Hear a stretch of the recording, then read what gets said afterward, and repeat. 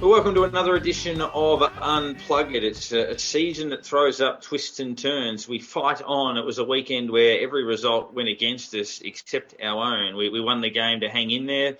Wins to Essendon and GWS in particular were not ideal. Richmond overcoming a 5-goal deficit against North, not ideal. But if we win both games, we're not definitely in, but it gives us every possible chance. The first of those assignments is Geelong on the rebound at Kardinia Park, but always good to beat Sydney. It's only the second time we've beaten them in a decade, so that's always a pleasant experience. 29 points. It was a game we really never looked like losing in reality, despite the fact that the margins were never a mile away. We certainly looked the team most likely all the way through the evening, and the old Saints unbeatable on a Saturday night at Marvel routine started to ring true once again. But Max King, we're on watch for him. He's been named in the side for Saturday.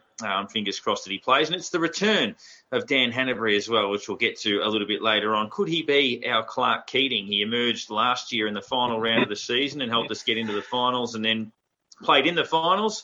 Can he perhaps pull out a similar Houdini act for us this time around? But a good result, Nick. 5-goal win over a side that was playing as good a footy as anyone in the competition. And you sit there and think, how on earth did we get flogged by Carlton, who in between got belted by North and the Gold Coast?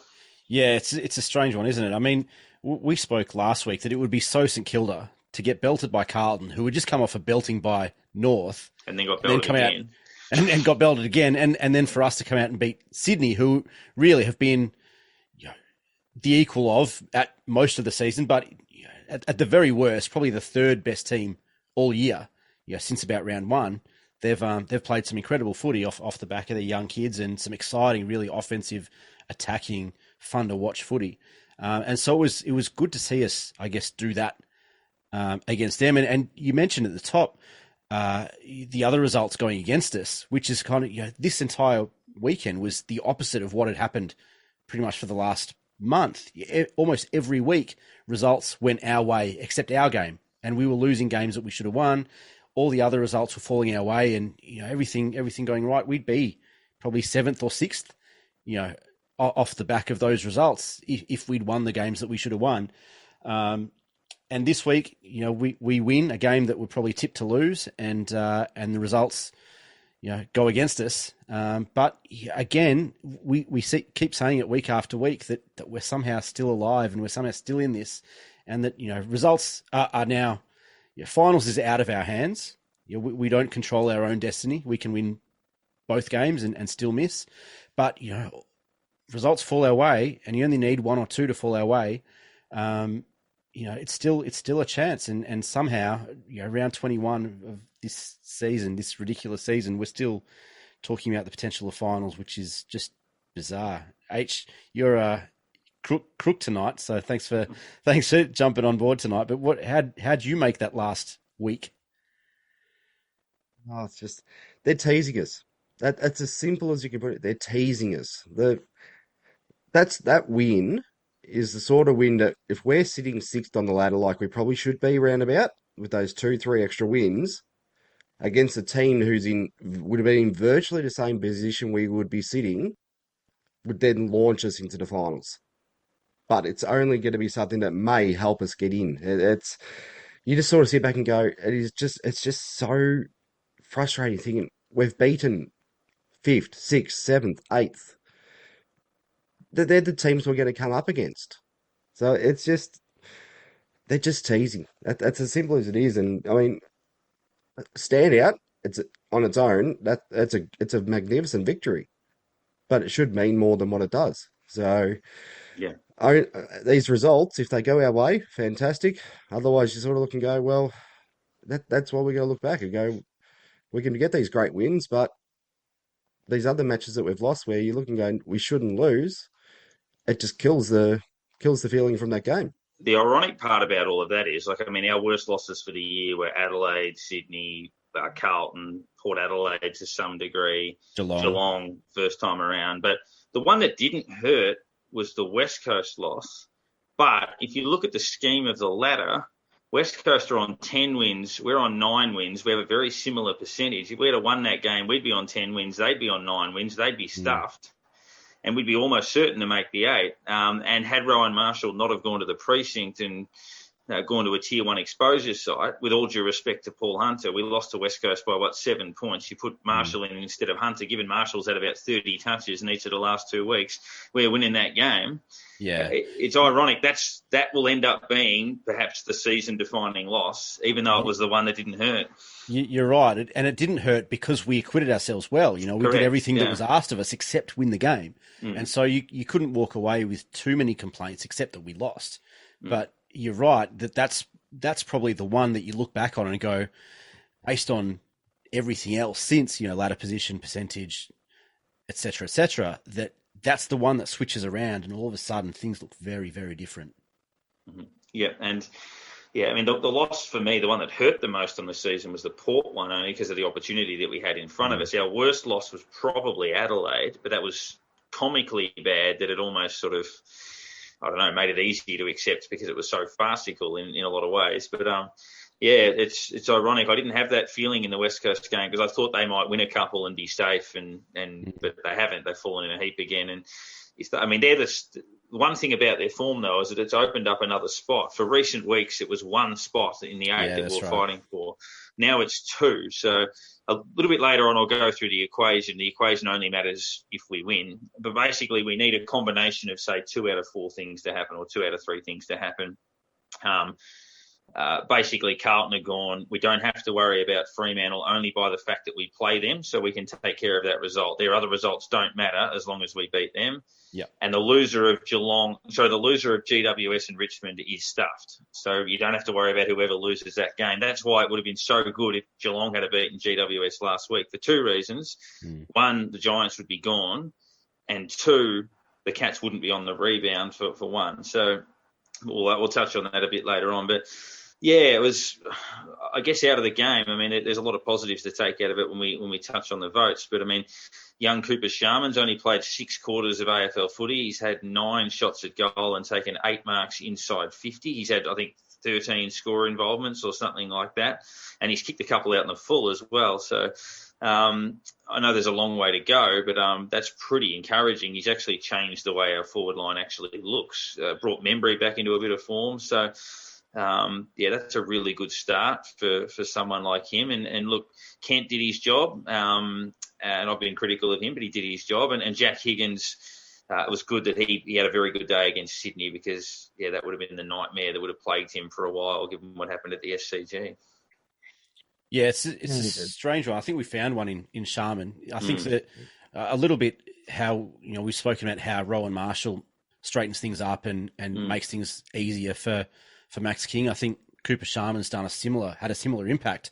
He's clearly not the finished product, but he's lively. He moves around the ground pretty well. He's agile and he's quick for a guy his size. He's not small. He's also not huge, but he's got good strong hands. He attacks the ball, attacks the contest well, and he's got a beautiful looking kick for goal. And even a few times he kind of moved up to half forward and up into the centre square to kind of lead and attack the ball, attack the contest, and then hit up someone else, in the goal square or whatever. He hit Higgins in the goal square late on. I think he hit Kent at one stage as well, inside forward 50 for a shot on goal. And I think he's just given us another element that allows Membry to push further up to the wing and that sort of stuff. He takes a bit of the pressure off Max King because they're both lively. They're both kind of moving around all the time. They're never static.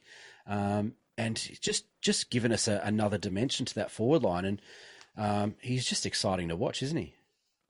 It's not the sort of player and output you'd expect from a mid-season pick. It's surprise packet. That's absolutely. Someone's obviously gone and seen him play football somewhere and gone, hey, this kid can play. I don't remember hearing anything about him being above the level where he was playing, or he was playing in the twos in the Sandful at one. I was about to say 10 weeks ago. Yeah. He was via Sandful reserves. So it wasn't as if he was dominating and he was too good for where he was playing or anything like that. But he's sort of stepped in and just gone, yeah, I can do this. And this South Australian Sandful players we're finding it. We'll have to ask. They're all who's over in South Australia. Give him a pay Well, raise. it's Jeez, they're doing a good job. Yeah. that's our old mate Chris Toche, who's the Yeah. state recruiting manager for Victoria and Yeah, South well, Australia. obviously We'll have to Highmore, Wilkie, Fisher many yeah, years ago. yeah. We've had a pretty good record with South Australians. I mean, Luke Dunstan's a South Australian. Stephen Ziller was a South Australian.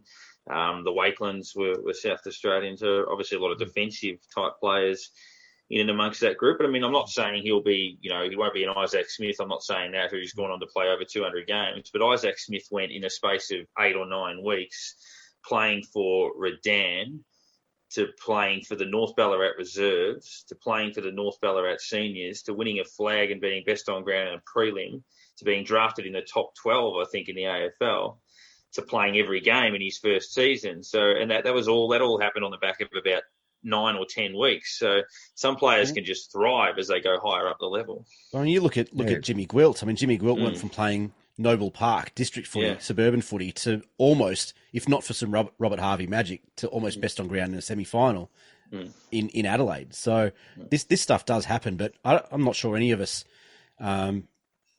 expected Cooper Sharman to even play footy this year off the back of only being in the Sandford reserves at that point. I think we probably thought that Matt Allison was maybe a better shot to play footy, play senior footy anyway. But I mean, Sharman's come in and just looks at home. Yeah, nice hands. That's one thing. He's The ball just sticks, and he's just reads the play well. That seems to be the thing. He's getting he got the first one was right down the boundary, and you're thinking, oh yeah. He gets close to this. You'd be happy if he gets close. He splits the middle. Well, the sealer he kicked to was a belter of a goal. Nice little one on the run, and so I mean, if he ends up staying at the club, him and Max up forward, those two could work together quite well. I mean, it almost feels like it's taken a little bit of the pressure off Max being that big, tall forward up by himself, because it feels like he is up there by himself a lot of the time, because he's got Max and he got the small forwards. He's gone up there, and the defenders are okay. We got another tall player we've got to watch now. So yeah, it almost feels like it's freed the forward line up a little bit, and he's got the ability and the skills to finish and actually provide a great option up there. So definitely a player that we should be looking at keeping on the list. There's a bit of Jack Gunston about him in the way that he moves, the way that he kicks, but he doesn't have to be that. He doesn't have to be a number one option. Doesn't have to have that pressure on him. If he can be a second or third or even fourth option, just to provide a contest to make sure that defenders are accountable. He can push up to the wing, as we've seen, and push up a bit further.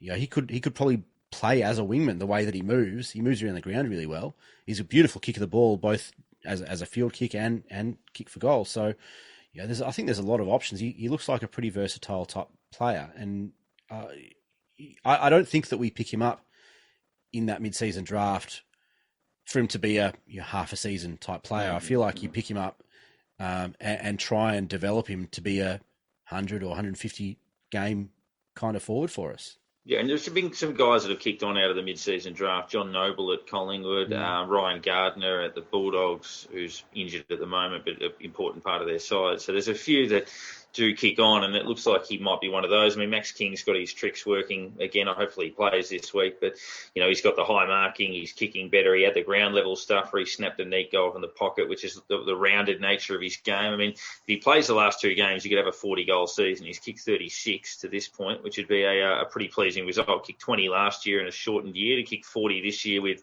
3 bags of at least 4 or more and 5 bags of at least 3 or more, 10 marks 4 times. So that's encouraging. And Membry up the ground was, got back to the sort of form that sort of helped us. Obviously, a great intercept mark to kick an important goal in the third quarter. So, it's just sort of helping that forward line. And we know ideally, we only picked 1 ruckman last week and only 1 ruckman again this week. And I think that's a better play. With all due respect to Hunter, he's just not impacting enough for modern football to play 2 ruckmen. So ideally you'd have Ryder in the ruck and Marshall forward rotating, but at the moment Marshall in the ruck. And interesting that Dara Joyce goes out of the team.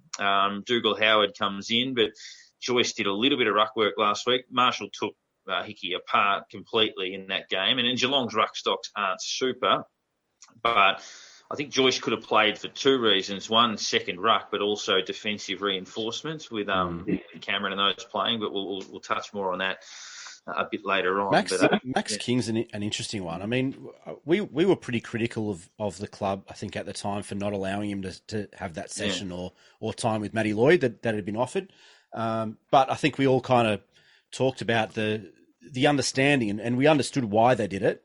But yeah, I think when you're having that type of form slump that Max was in at the time, and a legend of the game says, "Hey, I want to help," you kind of take the option when you can. But whatever the club did in those few weeks, around that the mid-season bye following the Adelaide game, a few of those weeks, whatever they've done since then, I mean, it's like a switch has been flicked. I mean, the Max King that we're seeing in the second half of this season is a different player. It's a different man. I mean, the confidence that he shows just walking out onto the field, his head's held high, his shoulders are up. He looks strong. He's moving well. He's never static anymore. In the first half of the year, I think one of the criticisms was, with our delivery into the forward line, often he finds himself standing under the ball and not moving towards the ball. Now he's never standing still. He's always moving. He looks confident. He looks almost arrogant, which is great. Like I love that out of him. Strong arms, strong hands. He's now catching more than he's dropping, which is a great sign. But his kicking for goal looks beautiful. He looks way calmer. His run up and everything looks a lot more structured. So whatever he did, whether it was Ruffy or whoever it was, whatever the club's done, they've got to be commended. And we've been critical at times this year of things that the club's done from a coaching perspective or training or whatever that is. But whatever they've done with Max King has clearly worked. And credit where credit's due. They've done an amazing job, and he's done an amazing job to kind of work his way back into form, because he's now, this second half of the year, he's up there with the most dangerous key forwards in the competition, and he's incredibly hard to beat. Yeah, I think that's a valid assessment. And just on those numbers too, so he had 13 goals, so 14 goals, 22 up until the Sydney game. Since that time, he's kicked, just doing the quick maths, 1, 2, 10, 3, 24 or 22 goals, 6. So he's gone from 14-22 to 22 goals, 6 in a space of sort of an 8-week block. So complete chalk and cheese on what he was doing at the start of the year. But we'll take a look at the votes wrapping up that particular contest. And again, a lot of contenders. H, do you want to kick us off with your 3, 2, and 1? Yeah, the one I went with, I think 3 years ago, this would have been a 3-vote performance. Cal Wilkie, to what he kept Buddy to, he gets the 1 vote. But as I said, 3 years ago, that's a 3-vote performance. Mm-hmm. Buddy's he's not quite what he used to be. He's still getting back into the game. It feels like he has a game, like he had a good game the other week, but it feels like it only happens every couple of weeks for him now. But yeah, to keep him to what he did on the weekend, that is definitely worth at least a vote. So yeah, I was very happy with his game, and hopefully can do a very similar performance this week to either. I assume he'll go to Hawkins or Probably. Cameron's going to be back. So yeah, we got to hope that we can keep him down to the same sort of output as what he kept Buddy to. So he gets the 1. 2 goes to Jack Steele. So very workmanlike as usual.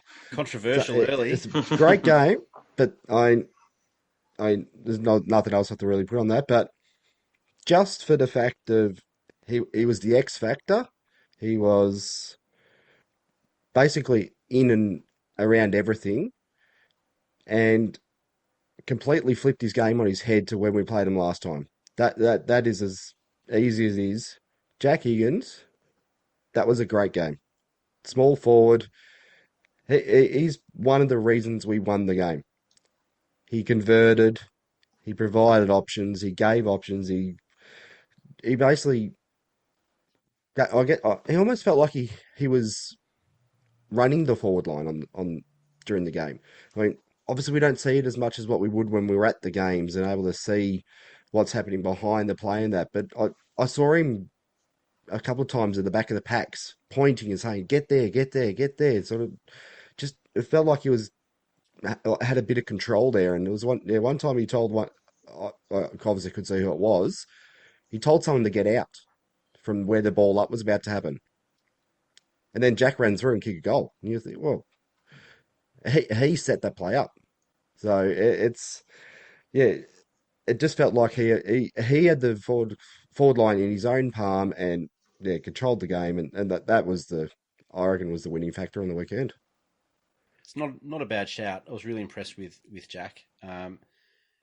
You're right about Cal Wilkie because I oscillated with Cal Wilkie between a special mention and 3 votes, and I've don't think I've ever had an experience like that before, where you can the player who is potentially the 4th best player on the ground is also potentially the best player on the ground. He was amazing, and you're right. I mean, I could have quite easily given him 3 votes, and I didn't. This week he gets a special mention alongside Jack Sinclair, Zach Jones, and 2 names that haven't been in this conversation pretty much all year, and Dean Kent and Dan Butler, who I thought were both very good. Jack Higgins, I gave 1 vote. He was very influential, and it was almost the perfect small forward type game. He had 16 touches, multiple inside 50s. I think he had 4 inside 50s, 4 marks, 4 goals. It was a very, very good small forward game. Funnily enough, I thought his all-round game against Sydney the first time was probably a better game, but just didn't finish it in front of goal. This time, he did that, but the all-round impact I didn't think was as much as that first game, but I thought he was very, very good and deserved a vote. 2 votes I gave to Rowan Marshall. The first game against Sydney, Tom Hickey was close to best on ground in that game. He destroyed Paddy Ryder. Rowan Marshall this week, 25 touches, 29 hitouts, 8 clearances, 8 intercepts, and 6 marks.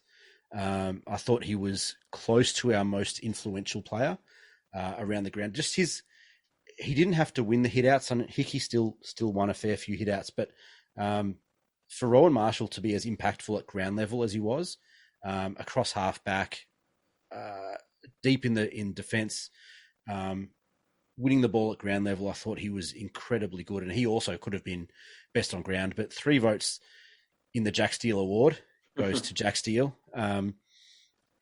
This was just another Jack Steele game. He just does everything, and he does everything to a high level. 35 touches, 7 clearances, 7 tackles, 7 score involvements, 5 intercepts, 5 inside 50s, and a goal. I mean, it's just you don't find a better midfielder's game than that, and he seems to do it every week. He got perfect votes in the Zero Hanger MVP award this week. I think he's 7th or equal 6th or something in that at the moment as well. And I mean, his year is potentially even better than what he was last year, which is a stunning year. And he doesn't get the plaudits that he deserves, I don't think. Yeah, I think it probably is in a lot of ways. I gave honourable mentions. I thought Brad Hill played pretty well. I thought Highmore was good. I thought Sinclair was very good, showed how much we missed him coming back into the side. And I actually gave an honourable to Higgins as well. I thought he could quite easily. I mean, he was a similar thing. I had him 4th best on ground, but could have been anywhere in the top 3, including best on. I gave a vote to Marshall. Again, that was probably a 3-vote worthy performance. To do what he did in the ruck was unbelievable. I gave 2 to Wilkie. I think our defensive unit was going to be under the pump, given Reid came back into their side in recent weeks, and without Howard there, they all had to step up the chain. That's why Highmore got the honourable mention, but Wilkie's game was absolutely pivotal. That's why we're in control for a lot of what we were, and Jack Steele at the 3 votes. I thought his effort, 1-on-1, which probably hasn't had a lot, 1-on-2, I think it was, late, that set up that Sharman goal where he put the ball inside 50 and then pressured both players, won it back, actually drew a free kick in the process, and then Sharman kicked the goal on the advantage. That was an unbelievable bit of play that should be highlighted a lot in team meetings for forward pressure. So he gets the 3 for mine. In terms of the Shannon Noel. There are always some of those. I had it on Tim Membry. I thought he did lift. He was pretty good. I know how hard it can get. You gotta lift. You gotta lift. I know you gave him an honourable mention, Nick, and I think that was fair enough because there wasn't a lot wrong with his game in terms of pressure, but we still need a little bit more out of Dan Butler.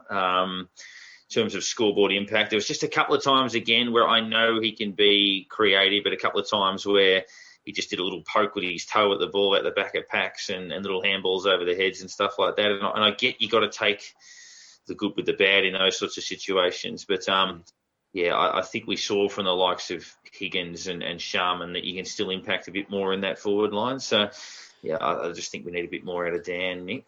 It's a really interesting one because when I was thinking about this, I kind of had Dan Butler in that discussion for the Shannon Knoll vote.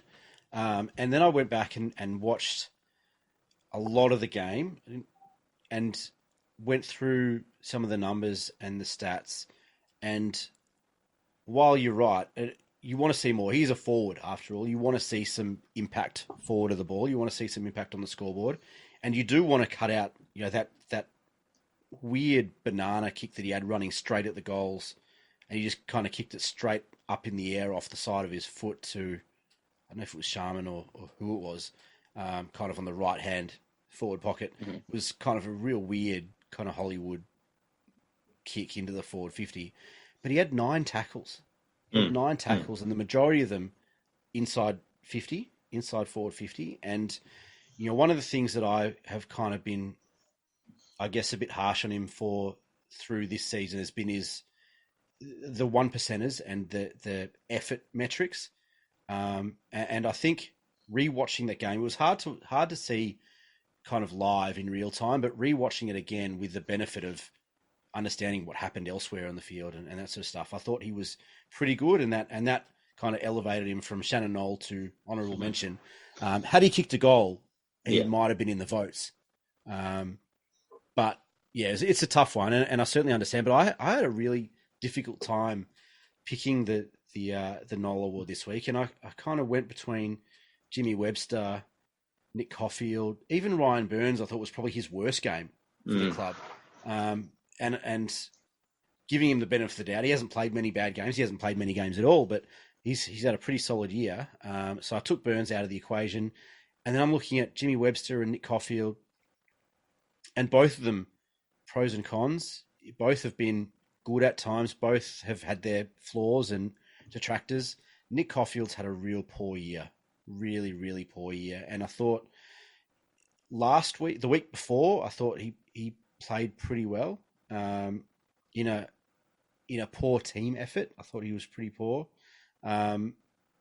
This week, the team was good, and I thought he was poor. And that's why this week, Webster shows grunt aggressiveness. He attacks hard, and I just Nick Coffield's a high draft pick. He's meant to be a prime mover out of half back for us.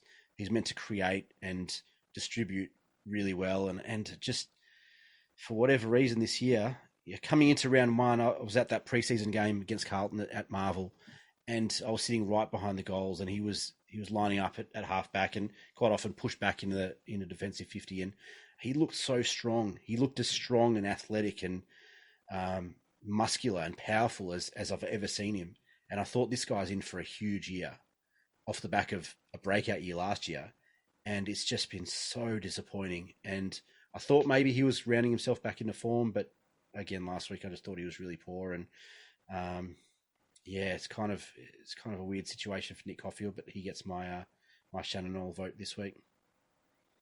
Yeah, and I think Burns, I thought the same thing as you. Basically, it's probably his worst performance we've had from him. But first year play, you expect a few like that. So I mean, I've looked at a guy who pretty much hasn't missed much football for 5-6 years. He's basically an automatic pick to bring into the club, being the regard he's held in. But just on the weekend, he just kind of looked a step behind, I guess. He got he got a fair bit of the ball, but he just felt slow. Like didn't feel like he was getting into the right positions. And when he got the ball, it was a quick, I guess, decision. What do I do with it? And quickly dispose of it. And Seb Ross, it just, Yeah. I just didn't feel like he was there. I just didn't feel it. We know he's a good user of the ball when he's on, but yeah, it just didn't feel right on the weekend. As I said, he got the ball 19 times. But I didn't see him tagging anyone really. That's been the other option why he's been not getting much possession or things like that. But it didn't look like he was doing that. So I just don't understand what his, I guess, role was on the weekend, and I couldn't pick it out. So I just struggled to, as I said, it never came into contention for any vote. Never came in contention for a an apology. So I think going into what the 2 games left, what they mean for us this year, he's the one that I want to see really pick it up. It was interesting, yeah, because, I mean, before we get into the guest, I mean, Seb Ross and Luke Dunstan probably been the other one. I mean, Dunstan had 29 or 26, I think, and Seb had 19, as you say. But I thought that was one of our slickest, cleanest displays as a team, and they were the 2 guys that kind of stood out a bit as the exception in a lot of ways. And that's probably harsh, but they were there and they were busy and they got a bit of the ball, but it didn't look like they necessarily went along for the ride in the same way. They didn't look as fluent as the rest of the group. And I know that's a little bit about them as players. They're a bit more dour than some of those other guys are. But, yeah, it kind of stood out a bit more when the rest of the side was up and running, that maybe they're not quite as suited to that style of play. But we'll see what does happen. Obviously, this type of game, the outdoor elements type game, probably suits them a bit more. So hopefully we'll get a bit more out of them. Obviously, that incident on 3/4 time with Dunstan where he tried to balk every player on the ground in the space of a minute. He got decapitated, so he should have got a free kick, but it was a silly I don't know how he didn't get a free kick there. That's one of the more blatant free kicks, non-free kicks we've seen all year, in my opinion. It was almost a case that they paid it for being stupid. It's like, mate, what are you doing? But, I know he held onto the ball for a very long time. I know he had a lot of prior opportunity. But you still got to how that's right. You still take the bloke's head off. That's a high tackle. High tackle. A high tackle is a high tackle. High tackle is a high tackle, no matter how long you've held the ball for. So I just thought that was one of the more unbelievable decisions we've seen all year. Yeah, the first fundamental box you have to tick in a tackle is that the tackle must be legal first and foremost. We'll look ahead to the clash with the Cats shortly, but changing tack slightly now with a famous Saints fan in comedian Matt Hardy. Milk will never be the same. Some parts of my childhood I'll never forget.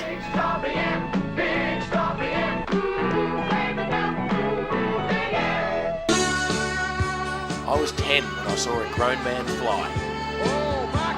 He was like a superhero and arrived in the suburbs. But what goes up? Hi Matthew, it's Mum. Now, we're all okay. There's some sad news I thought you'd want to hear. Trevor Barker died in his sleep last night. Bye. Sometimes when you're a kid, you can't wait to grow up. Sometimes when you're an adult, you wish you hadn't. Former AFL star Trevor Barker. Trevor Barker. Trevor Barker died in his sleep this morning at the age of just 39. Charlie Bucket can keep his golden ticket. I became a winner in my own way. That packet of footy cards was on a list of firsts I'll never forget. My first teddy, first bike, first kiss, first car, first beer, first broken heart. Some people say they don't dream. Could he be the hero? Runs in, kicks, it's going, and it's gone through. It's a goal. St Kilda has snatched the most remarkable victory. I feel sorry for them. Just because you might never be the best at what you do, doesn't mean you can't try to. This is about a boy who didn't have a clue. He could have been you.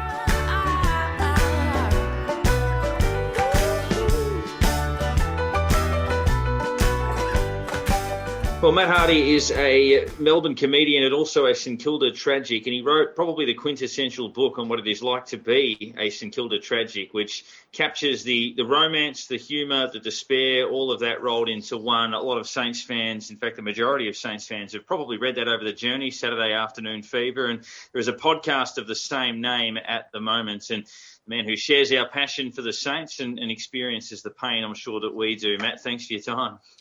Thanks for having me, fellow Saints. The triumph and the tragedy that we've all endured or enjoyed.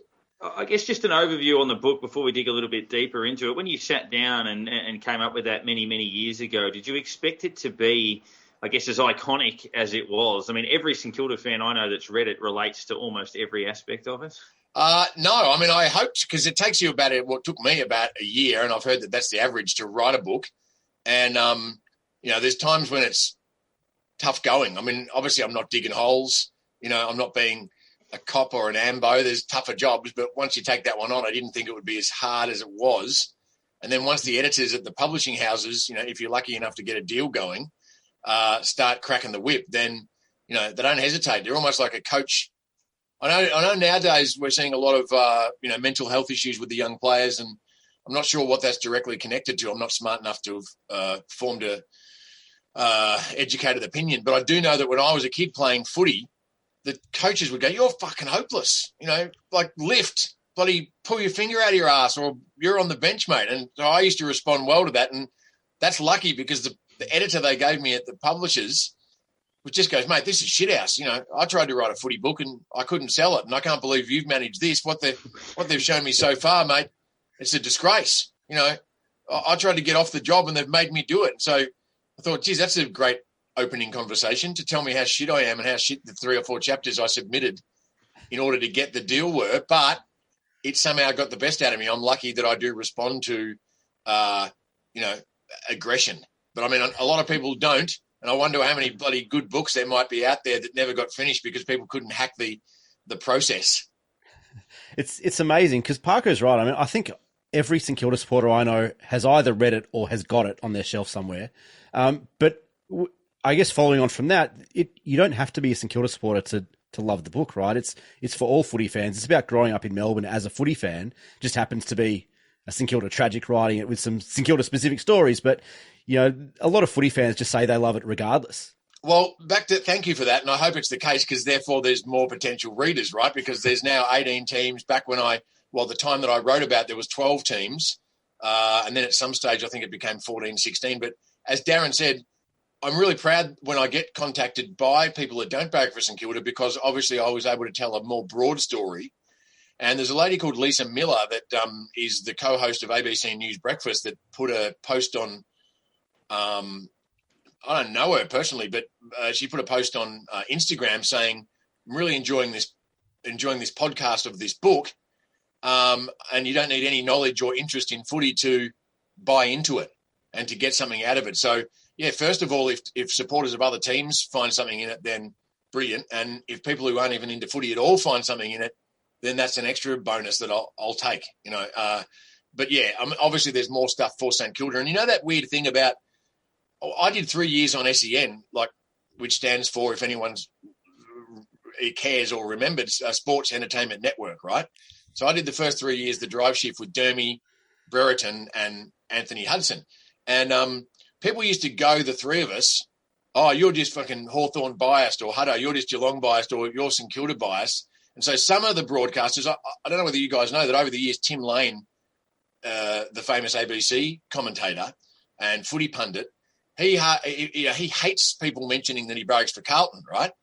So on one hand, we don't want our spokespersons who are paid to have opinions on footy that we don't think are any more worthy than ours, right? We don't want them to barrack for anybody really, because otherwise we can't hear any of their opinions through anything but a lens from the team they support.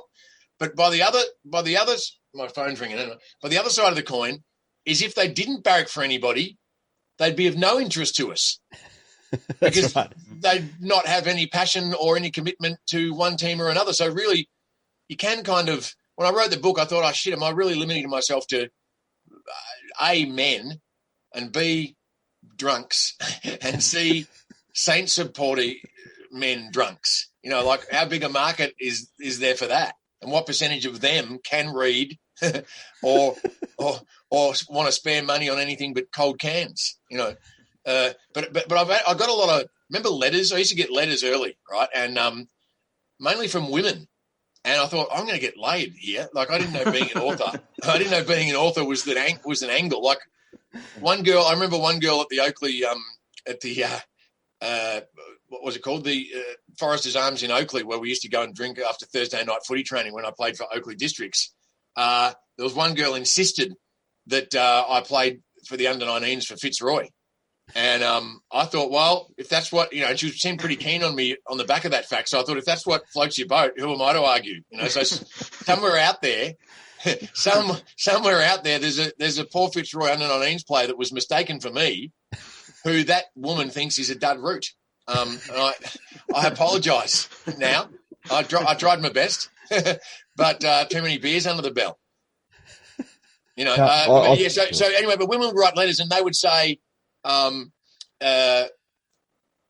had your baby. No, they would say, I wanted to be in dressage in the Olympics. I've got a horse and that was my goal. Or I wanted to be, you know, an Olympic swimmer.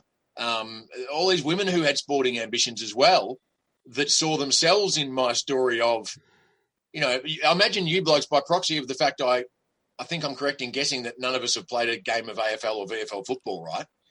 Well, we are the greater numbers. You know, it's the 1% of the people that make it. And so when I wrote the book, I remember thinking, you know, there's more of us that didn't make it than there are who did. You know, and the best ones of those who did get to write their story. So why doesn't one of us get to write ours? And I didn't know that girls were going to buy into it as well. I thought it was too blokey, but so far so good. And like, it's 22 years since I wrote the bloody thing. I'm unwrapped. I'm still milking it for occasional cash.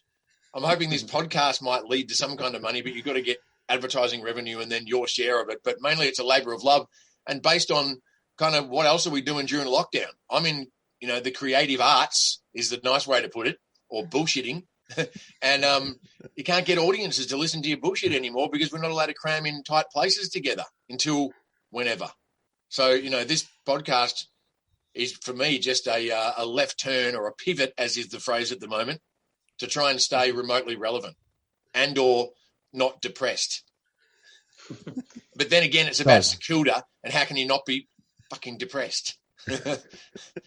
Well, I was going to say, I think when you were at SEN, I think it was actually the Saints Entertainment Network, but yeah. Anyway, well, that was one of the accusations because they didn't think it through. There was Mark Doran, there was Francis Leach, there was me. Beaver would have been there. Tiny Beaver, that's right. Yeah, it's a justified accusation. Yeah.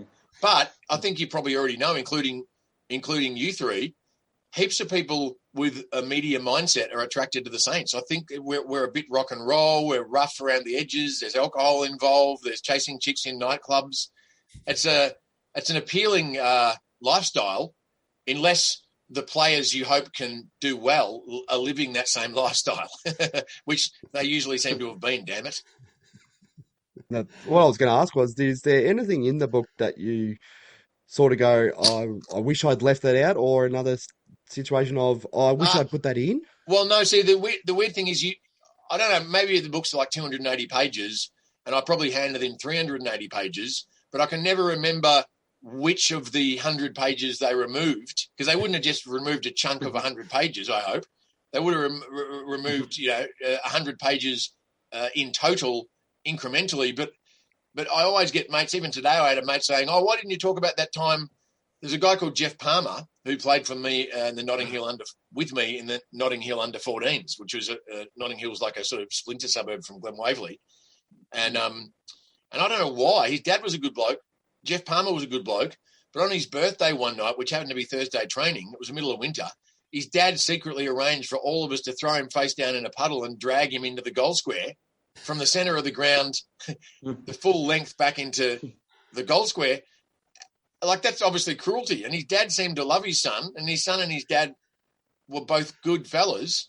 But anyway, I wrote that story. He wished I had have written it, right? And I said, I did. And he went, no, I've just checked, like, it's not in the book. And I went, well, that must be an example of stuff that got cut out.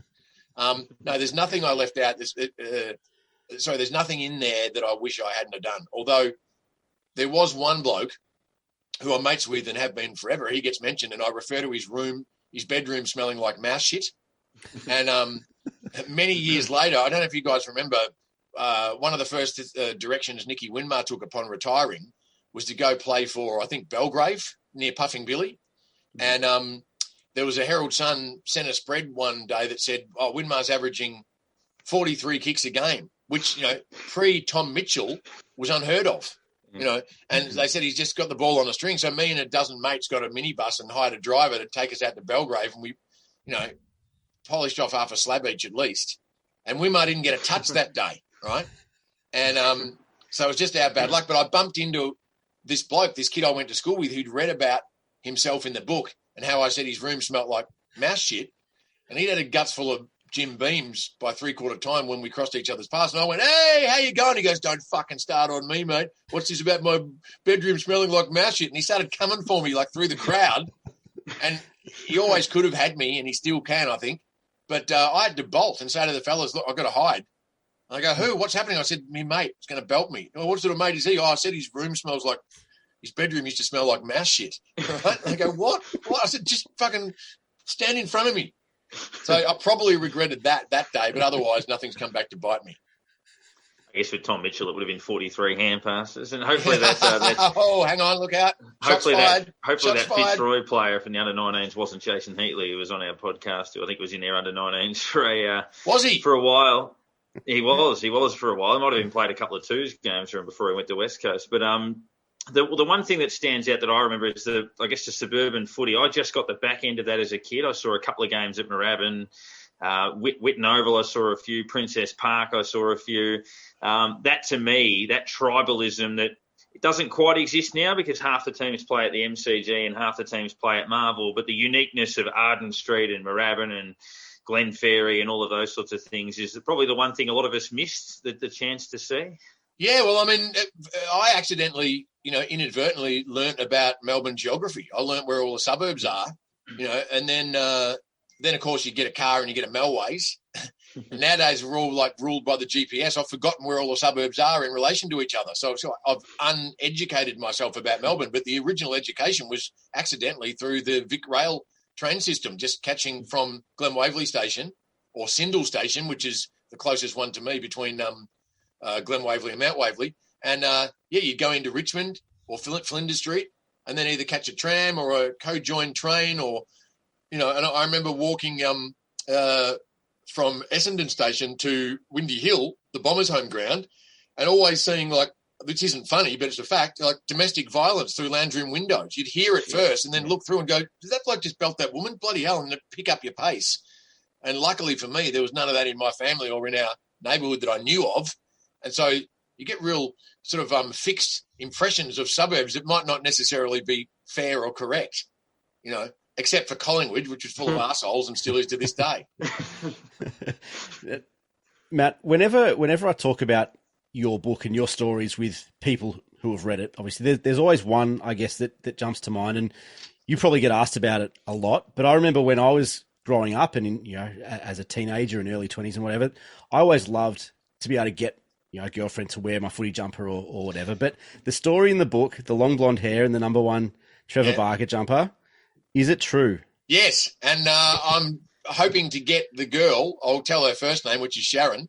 I still know her, and I'm hoping to get the girl onto the podcast to confirm and/or give her version of events. Because I've probably protected myself in my version of events, although I'm pretty harsh. I don't think I could be more harsh or more disparaging about my own efforts that evening. But maybe she's got, a worse version of events. Hopefully it's all above board either way. But, that is totally true. I used to, and I still am, I hate being so skinny. And I used to think that was, not masculine. And the girls wouldn't like a bloke who was so skinny. So I would wear, a wind cheater under any shirt, which got tough in summer, to try and look like I was bulkier. And then on this one occasion, it was after Plugger in 87 kicked his first 100 against the Bulldogs. And he was only 21, by the way, and people now go, "Oh, give Matt King a go." Luckily, Max King's got some traction now, but earlier in the season when it looked like what the hell's happening, he's going backwards fast, people were going, "Give him a go, he's only 21. Well, Plugger kicked his first 100 at 21, all right? So lift, Max King. But it was that night. And that's part of the thing about the book is when St Kilda had a rare success, so did I. And I remember checking all the dates and doing the research going, there's no way that these good things that happened with me perfectly align with the good things that happened with the Saints. And they did, but it was perfect for my purpose, which was, the majority of my life was failures.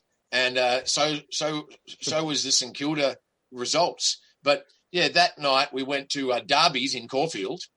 And this girl turned out to be, that girl in particular, I'm not sure if I mentioned it in the book or not, whether that bit got edited out, but it turned out she was a big older sister of one of my mates. So, you got mates at school. I look back at my old photos lately for the purpose of doing this reading of the book for the podcast.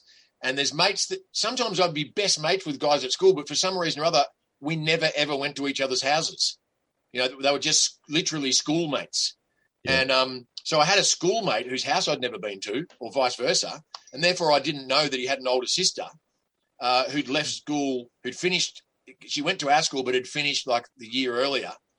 And so I just knew that this beautiful blonde, well, she was beautiful to me. I'd had a guts full of grog. I'm sure she still is, right? But this gorgeous girl was coming on to me, and I'd never been come on to before. I was normally like, just absolutely humiliated every time I found a way to pluck up the courage to approach a girl. But this girl approached me and then quickly said, do you want to come back to my house? And I sort of looked around thinking, what's the catch? Am I being set up here? And it turned out to be fair income. But, yeah, we got back to her house and, took the obligatory half hour trying to get the key in the door. And she said, shush, me parents are here. And she never mentioned having a brother. And then she was at the end of the room. And then I remember hearing when she said, you go ahead into the room and I'll join you in a minute. I don't know whether she was going to powder her nose or whatever women do.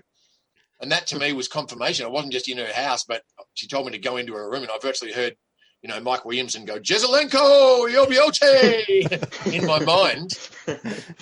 And then, I was struggling to find the right place to put myself when we got down to it. And we just undressed in the dark and she hadn't seen me, St Kilda jumper hit the floor first. And obviously I was hoping hadn't seen how skinny I was in any normal light, undressed. And then every particular disaster you can imagine, all the cliches occurred to me. And then she goes, I bloody knew I should have grabbed your mate instead, which didn't help matters. And then she said, what's this? Oh, you're kinky, are you, or something? Do you want me to put this on? And before I could think about yes or no, at that point I just wanted to escape because I was so ashamed of myself. And I realised I hadn't represented my fellow man very well. Or your footy club. Yeah, or my footy club. And so she literally had long blonde hair, Sharon, whose surname I won't mention unless she lets me, when and if we get her on a future podcast. And she did, and she just happened to reach up, to grab the top of the bedstead. And so kind of like, and she had the long blonde hair flowing over the number one jumper. And this is the jumper in question. I've still got it. You can probably see the Yoplait. Oh, brilliant. Yeah.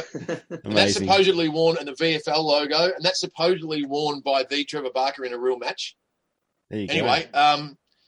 And worn by the Sharon in a real by the Sharon in a real social circumstance. And then she caught me about an hour later trying to sneak out the window. Because I thought, I'm not going through the house. I don't know the lay of the land, the house's design inside. I just know that there's a window, and outside that window is my home somewhere. And she caught me and goes, you've humiliated yourself. Don't humiliate me as well. Right? Anyway, then in the morning, she shakes me awake. I finally got to sleep, passed out with, a guts full of bloody, I don't know, probably Southern and Coke or something disgraceful. And she shakes me awake and goes, I'm going to get my brother to give you a lift home. I go, no, your brother? No, why? I don't know. I didn't know I knew him. That he was in my class, that he was my mate. And I go, don't get your brother. So she just leaves the room and shuts the door behind her, and I'm trying to gather my stuff and thinking about bailing out the window again. And then there's a knock on the door, and it opens before I could say or do anything, and it's my mate goes, Matty Hardy. Oh, here you didn't manage to get the job done last night, buddy. How about I help you out here? And I went, I go, hit me anywhere, even the face. He goes, shut up. Like they were one of those almost creepily liberal families, like it was no big deal that I might have been in bed with his sister to him. Anyway, so that's the extra addition I don't think was mentioned in the book that was on top of the other whole cavalcade of catastrophes that occurred. God bless her, though, for giving me a go, right? Well, and our message to Sharon is, Sharon, get on the podcast, mate. Get on the podcast and tell your side of the story. Look, I know she was married with a kid. I don't think she is married anymore, but it depends on how much of her laundry she wants to air. But, I'm sure I'll soon find out one way or another. But I would like to give that story veracity, because the very fact that you ask if it's true is something I want to look. If it's not true, who would voluntarily talk about being so bad in bed? Well, I guess to sell a book. Yeah, fair enough. But then the cynical part of me says, well, if you want to sell a book, you tell some interesting that's stories. Fair enough. I think, well, I'm not above that, but it actually did happen. So you then took the book and turned it into a live show, which I know 2 or 3 of us have been to the show. I'm not 100% certain about. Yes. Seen it a couple of times. Darren, so we've all been to it. Great. Thank you. I went to the original one back at Crown, back in the nice. Wow. Felt like a hallway. Yeah. I'm not sure what the room was we're in, but it felt like a hallway. It was partially, you say a hallway, but they managed to pack in 290 people a night in there. But it was a kind of hallway. It was what they'd done is they'd refashioned a space, because it was the first time they'd been a part of the Melbourne International Comedy Festival. They only had big rooms, for like Frank Sinatra cover bands with big brass sections and stuff. So they fashioned a temporary space that did, luckily for me, because it sold out every night, hold 290 people, but it wasn't an orthodox room by any means. And that's the first time I'd ever tried to work with multimedia, with images and vision and sound effects and stuff as a part of the verbal storytelling show as well. But because I'd done 10 years of stand-up in London before that, and so I wrote the book in 99 due to being homesick. Couldn't believe I got a deal, got it published. They flew me back, and I ended up being on like Hey Hey and Triple R and Triple J and Triple M and bloody everything. And no one had ever heard of me before, so I don't know how that happened in hindsight. I'm still a bit baffled, but, I won't complain.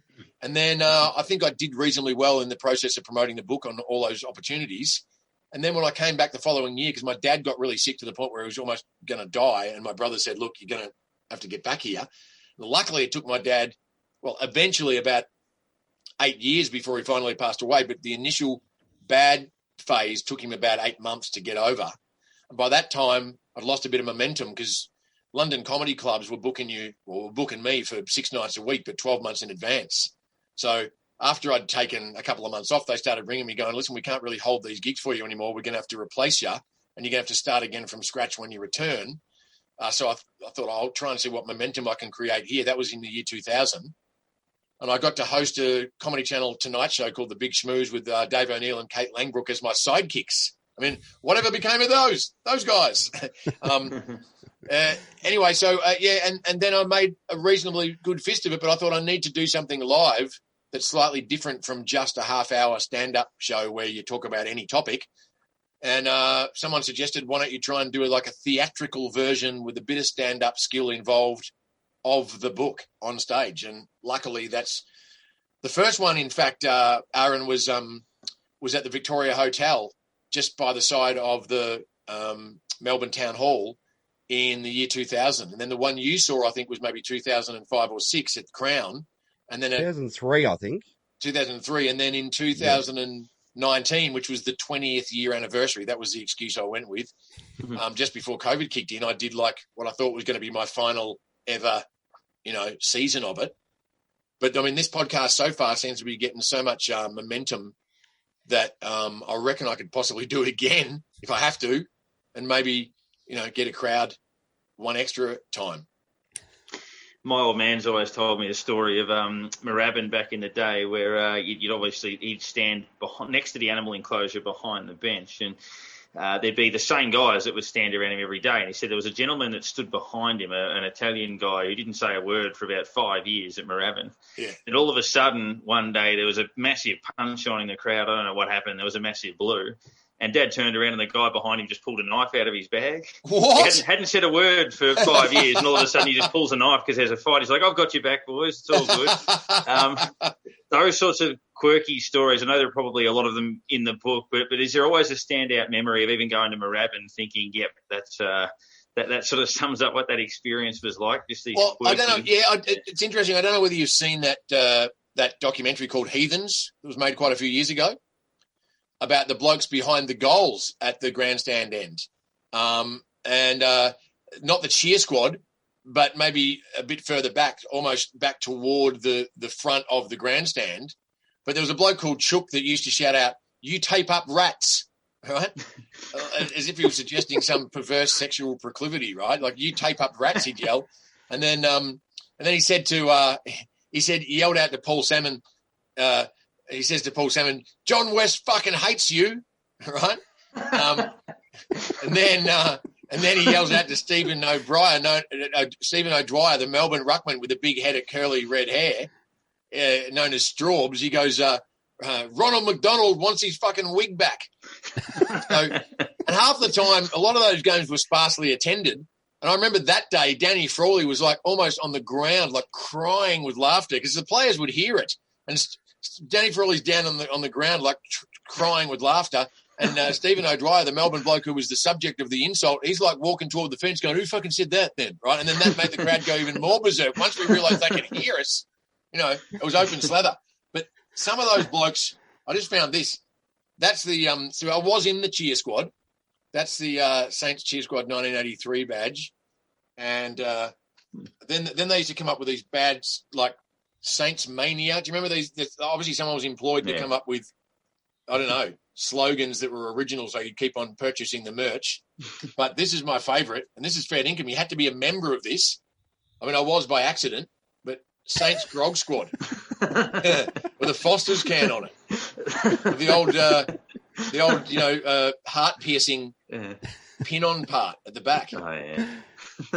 A little bit of a different Saints coterie to what you'd see these days. Well, yeah, it's much more, like Lawrence says in one of our episodes, there's that bloody Dob in a bad fan hotline now, isn't there? Yeah, there is. But I can see why, because they, just used to be drunk men, basically. And then they obviously worked harder and they got, I think it's now 52% women in the audience or in the crowd at any given game, or when and if you can get crowds again. And a lot of kids, and I've got kids now, and I've now turned full circle. I'm taking umbrage if somebody's using bad language in front of them. I mean, not that there was any kids anywhere near us or any women for that matter, but it was, they were heathens. And I remember Chook, he was the guy that yelled out the great insults. And I remember another bloke who we called Donuts because he used to chuck donuts at the goal umpire when the goal umpire still had the white jackets. And the jam would leave spots on the bloke's back. It looked like he'd been shot 6 times from behind. But he would just buy donuts to throw at the umpire. He was a good shot too. And there was one time he turns up and he had all these Polaroids of him and some chick in like pornographic poses. He goes, "Oh, have a look at these. Have a look at this Sheila. Oh, she's a bloody good sort." And we're looking at these we had no choice. He was shoving them right under our noses. It was like weird. And then next minute the cops like come out of nowhere, right? And instead of running, he leans toward the cops. He front foots it and he goes, "Look at these I found. They're a bloody disgrace. Someone's been taking photos of me with my girlfriend through the window. Bloody, I need to catch this fella." Right? And they go on, mate, piss off. And they take the photos. And as they strolled off, we saw them like glancing through themselves and having a laugh. This stuff really happened in my life as a 12-year-old boy. I thought, what's going on here? And I remember thinking, I felt betrayed. I was half excited and half like, I felt like I'd been betrayed that this had been obviously going on for many years and I had no idea. I was grateful that I'd discovered it, but I also felt like I'd missed out on more of it beforehand. Well, we've had a lot of former players, coaches, kind of whatever type of Saints characters on this show before, but what's your strongest memory growing up of being a Saints fan? And obviously you've told all these stories in your book, but I guess for our listeners that haven't read, if there are any, what do you remember about growing up being a Saints fan? Trevor Barker. Right, that's the original Trevor Barker badge there. There's another one, like a cheaper, lesser design. But meeting Trevor Barker, like seeing him on the front page of what was then The Sun, because The Sun and The Herald, you might remember, you're probably younger than me, used to be separate papers. The Sun would be in the morning and The Herald would be in the afternoon. And The Sun on the Monday morning after Barker took that screamer at Windy Hill over Essendon's Dennis Scanlon, just like a ballet-type pose. It was perfect. It was like it was set up for the cameraman. a guy called Lee Henningham, who's still around, who's a brilliant Melbourne photographer. He managed to capture it. And that to me was just like, forget the Marvel Universe. That was like the hero I needed. And I then just, he happened to also be, so then I got into footy on the back of seeing that photograph. I was like 9 or something. I was like a late starter, really. And I just thought, who's this guy? Looks like he's flying, and the long sleeves and the blonde hair and the number 1. And I liked the colours, the combination of the red, white and black. It was that basic at that point.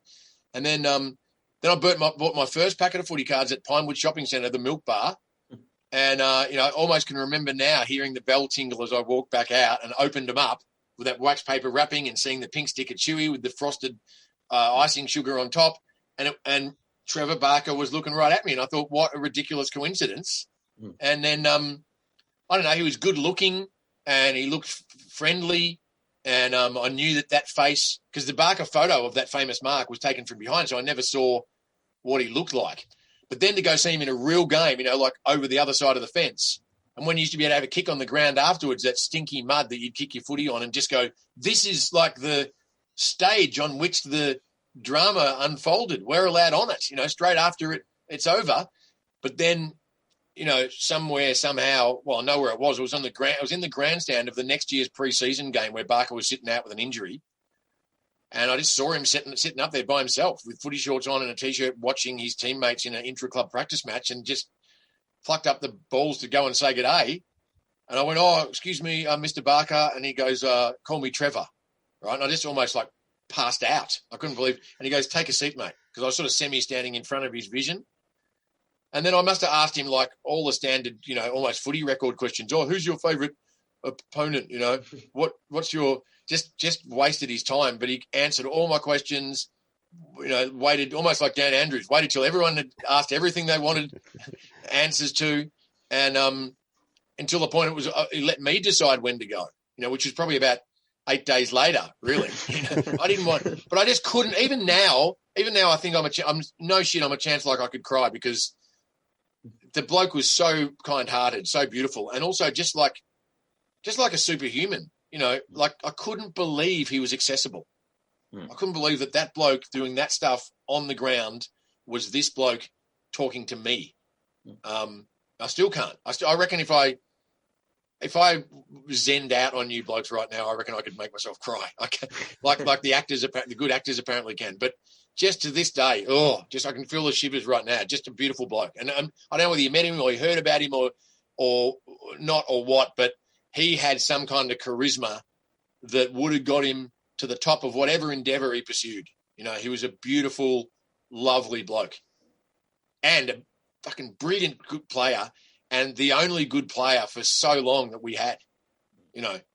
We were shit house. And, of course, he was loyal, maybe even foolishly so in hindsight because every team was trying to recruit him every year. And he went, nah, St Kilda gave me the first chance. It was Yabby Jeans. He played fullback for Victoria when he was like 18 and he was given about, 12 centimetres and about 10 kilos away to all of his opponents and beaten Peter Hudson. He was an incredible player immediately.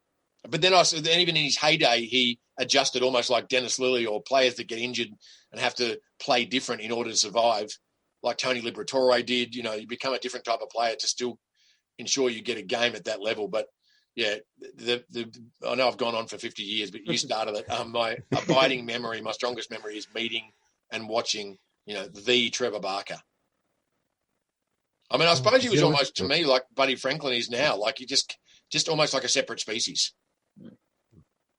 So you've travelled and worked with and done a lot of, I guess, gigs with other comedians and media personalities and everything around the world. Have you tried to push them towards AFL and St Kilda and saying, just have a look at what I'm into and that sort of thing, and then push the block on them and say, this is how we grew up? I mean, a few of the English ones obviously had their English football growing up and that sort of thing, and it was probably a couple of similarities to it. And is there anyone you've managed to get on board? And not one of them gives a single shit, right? And it offends me. You can take them to the MCG.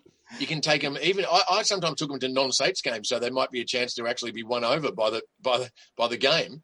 But you take them to a packed MCG. One bloke I took, he was here for the Anzac Day game, and it was like, a 1-point thriller, chock-a-block, all the, rigmarole beforehand, the ceremony, the minute silence. But by maybe quarter time, he was asking if we could go to a titty bar. I won't say who it was, right? Like, he just didn't care or understand. Like, I think... You can tell us who it was. What's that? You can tell us who it was. You can tell us. Yeah. No, I can't. No, I don't want to. He won't listen to this show. Well, no, but I kind of like him, and he's rich, and I'm not. I don't want to get sued somehow. But but he wanted to go to a titty bar, which is a fair enough option, I'm sure. But like the fact that he just couldn't even adjust to see what we were enjoying through the prism of our life. He didn't know it, didn't want to know it. But I find that a lot in Australia. We get brought up on American TV and movies, on English TV and movies. So we're fascinated about the Premier League. We're fascinated about the NBA or the NFL. But I find that a lot of nations never look down. If you're lower on the ladder of nations that matter, you look up because you're impressed and you're influenced and you want to experience their stuff. But I think nobody looks down that ladder of nations that matter. And it's a shame because they don't know what they're missing out on. I still reckon it's the world's greatest game. Even with the rule changes that we don't agree with, or at the moment, it seems you can just fucking throw the ball and no one cares. It seems that you can be spun around 17 times in a tackle and not have to get rid of it. You can just let it go and it's not dropping the ball. Even when you override those sort of trends in rule changes or game styles, it's still just better than anything. And luckily, I'm sure you have too, but I've travelled a fair bit. I always make a point of seeing other sports. I went and saw Highlight in Miami. I don't know if you know about Highlights. In the opening credits of Miami Vice, which is one of my favourite TV shows ever, it's kind of like this weird game with this sort of like this scoop made out of like cane that you'd weave a basket with, right? And American Indians invented it, and it's this weird sort of scoop, and it's on the end of this stick. And it's like if you're playing squash, but both ends of the court are viable, right? So the wall in front of you and the wall behind you, but it's a really long court, and you've got these sort of like a baseball in it. Anyway, it's a weird game. I went and saw that in Miami. Within 2 minutes, I loved it. I've been lucky enough to see Premier League, NFL, baseball, but that no one looks down the ladder. I don't. If they haven't been educated, isn't it amazing? Like the size of Australia. I remember an English mate goes, "Is that guy wearing Nike boots?" Like I took him to a Saints game, right? And Revolt was running amok, and I went, "Yeah." And he goes, "Oh, they've got endorsement deals." He even though he was at the MCG, he thought it was like a suburban ground that the cars should be tooting horns at when someone kicked the goal. It was so contemptuous and condescending. I wanted to punch him in the face. If you could picture, we all picture this, and we know that it may never happen, but if you could picture grand final day with St Kilda winning a flag, how long do you reckon it would take you to resurface? What do you reckon the aftermath of that would look like? Would we see you in November maybe? Or? Yeah, it'd be 2 weeks, wouldn't it? On the occasions we have won a grand final, I rarely have a day job. I'm self-employed or unemployable. But my brother, who I've gone to basically every game with since we were 10, he always takes a full week off for starters in advance of the grand finals we've been lucky enough to get into. And that's just the opening idea is seven days and nights. We were worried. I'm sure you guys were too. I think we were very worried last year that it'd be just St Kilda's form to fucking win it. Yeah. In the 1 year we couldn't go and watch it. Yeah. I would have taken it. Yeah, we would have taken it, of course. Yeah, I know. But it also would have been, rude of them to do so if they had won. Yeah. And I'm surprised they didn't when you think of it that way. Luckily that problem, not luckily, hasn't presented itself this year. I'm sure we all agree. I was watching in the 80s when we won. I don't know whether you know this. In the 80s, in the first 8 years I watched St Kilda, they won 6 wooden spoons. 6! Yeah. Like you disband. Nowadays you couldn't be financially viable. You couldn't continue as a business, but 6 out of the first 8 years we won wooden spoons, and we won 4 in a row. Like we were shit house, and still I stuck with them, and so you need to take a lot of time off. I think. What's your answer to that question? Is how long till you surfaced again? Yeah, well, I took a week off for the drawn grand final when we played Collingwood, but didn't have the leave to take the week off for the following matchup, which ended up being a nightmare. But yeah, they had the courtesy to not win at least. That would have been, but that would have been the that would have been the starting point for me. I might have got home Monday, Tuesday for the first time, but I might not have stayed home long. So Yeah. You'd just have to regroup, have a shower, clean set of undies, go. Yeah, shower, change, and then go again. Mouthwash or brush the teeth. Yeah. I mean, I don't go overboard. But, I'm always envious of the next day when they're at the home ground and there's like 10,000 people, you know what I mean, cheering on the players that haven't had a wink of sleep since the final siren, buying every possible bit of bullshit merch that they're flogging off to you. That's what I envy probably more than Bring anything. it on. I remember still doing that in 09 after we lost in 09. Same here. So honestly, it was like a funeral, right? Yeah, horrible. We've had too many of those. But I am grateful that we've got into grand finals. I mean, Melbourne supporters haven't, That's maybe true. One. Oh, yeah, that's right. But they lost by 700 goals, they got right? spanked. Yeah. Matt, the end of your book, and this is probably the last one from me, but the end of your book kind of ends around 97 and the 97 grand final and that tragedy. But is there the option? Will we ever see a sequel of life after that? Well, I have got one. I've got the best part of another book written, but no one cares. So far I can't sell it. I reckon it's more interesting because in my mind, of course, I'm me. I'm awesome. Fig jam, right? Just ask me. But I think I'm interesting. But I went from Glen Waverley to London to try and become a stand-up comedian because a mate had come back. I was sort of starting to think of it. I was working in the Reserve Bank in Collins Street in a clerical role, and I rightfully ended up getting the arse from that because I was no good at it and not interested either. But the combination of no good and not interested, they love that, employers. And by the way, the Reserve Bank staff back in the early 90s, I've never met a bigger bunch of pissheads in my entire life. The men, the women, the bosses. It was like 6 pots minimum at lunchtime. And then they were doing business worldwide from the Reserve Bank offices, 6 pots in from like 2 o'clock onwards. Those last 3 hours, Christ. Sounds like the animal enclosure. Yeah. So anyway, then I, after work, you'd piss on again, especially Thursdays, Fridays, and we'd go to like the Last Laugh, the only comedy club in Melbourne at the time, or there was a little one above the Last Laugh, which was a part of it called Lee Joke.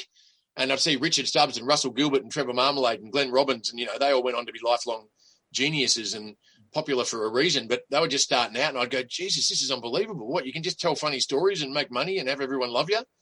So I started thinking about, I wonder if I could do that, and then a mate came back from England with this copy of Time Out magazine, and at the time, that's now famous. There's Time Out Berlin, Time Out Sydney, Time Out New York, but the only one ever was London at the time, and there was like 200 comedy clubs in London alone, any given week. And so I thought if I went over there, even if I'm shit, I'll find that fact out faster. You know what I mean? Because to try and get into comedy, you have to do 5 minutes for free amongst the other proper professional acts. And if you're any good, they ask you back. And if you're not, they don't. Luckily, I kept on getting asked back. And then next minute becomes 10 minutes, then becomes 15 minutes. And, 9 months down the track, you start getting paid if you keep getting better. And why did I go into that crap? What question did you ask me again? Sequel to the book. Oh, the sequel, yeah. So then I ended up headlining, within about 3 years, I ended up headlining the London Comedy Store. And if you're into live stand-up comedy, the London Comedy Store is the world mecca, right? I know I'm bigging myself up, but I sucked a lot of shit in the meantime, and I was broke, and I was crying, and I was freezing cold, and I couldn't afford to come home, or I would have. I was too proud to ask my dad for a return flight ticket back. And then eventually I got better and smarter and funnier and ended up making a living from it. But I remember headlining the London Comedy Store in Leicester Square, and that's where, like, if Chris Rock or Seinfeld come off the plane to do big stadium shows in England, the first place they go to from the airport immediately is to the London Comedy Store to clear out the cobwebs of the flight and also to get a feel for the local sense of humour or how they react to make sure that they hit the ground running for the big shows. So, I ended up headlining that. I became a headline act at all the big clubs in England, and that mattered. But I was never good enough or gutsy enough to then go to the Edinburgh Festival and do my own solo hour and see if that would elevate me to the big, Ross Noble, Graham Norton, big boy level. I think I was a bit scared and also maybe not skilled enough. But the sequel would be about those first 3 years when I hadn't had a girlfriend, I hadn't had a car, I got sacked from my only job, I wasn't good at anything.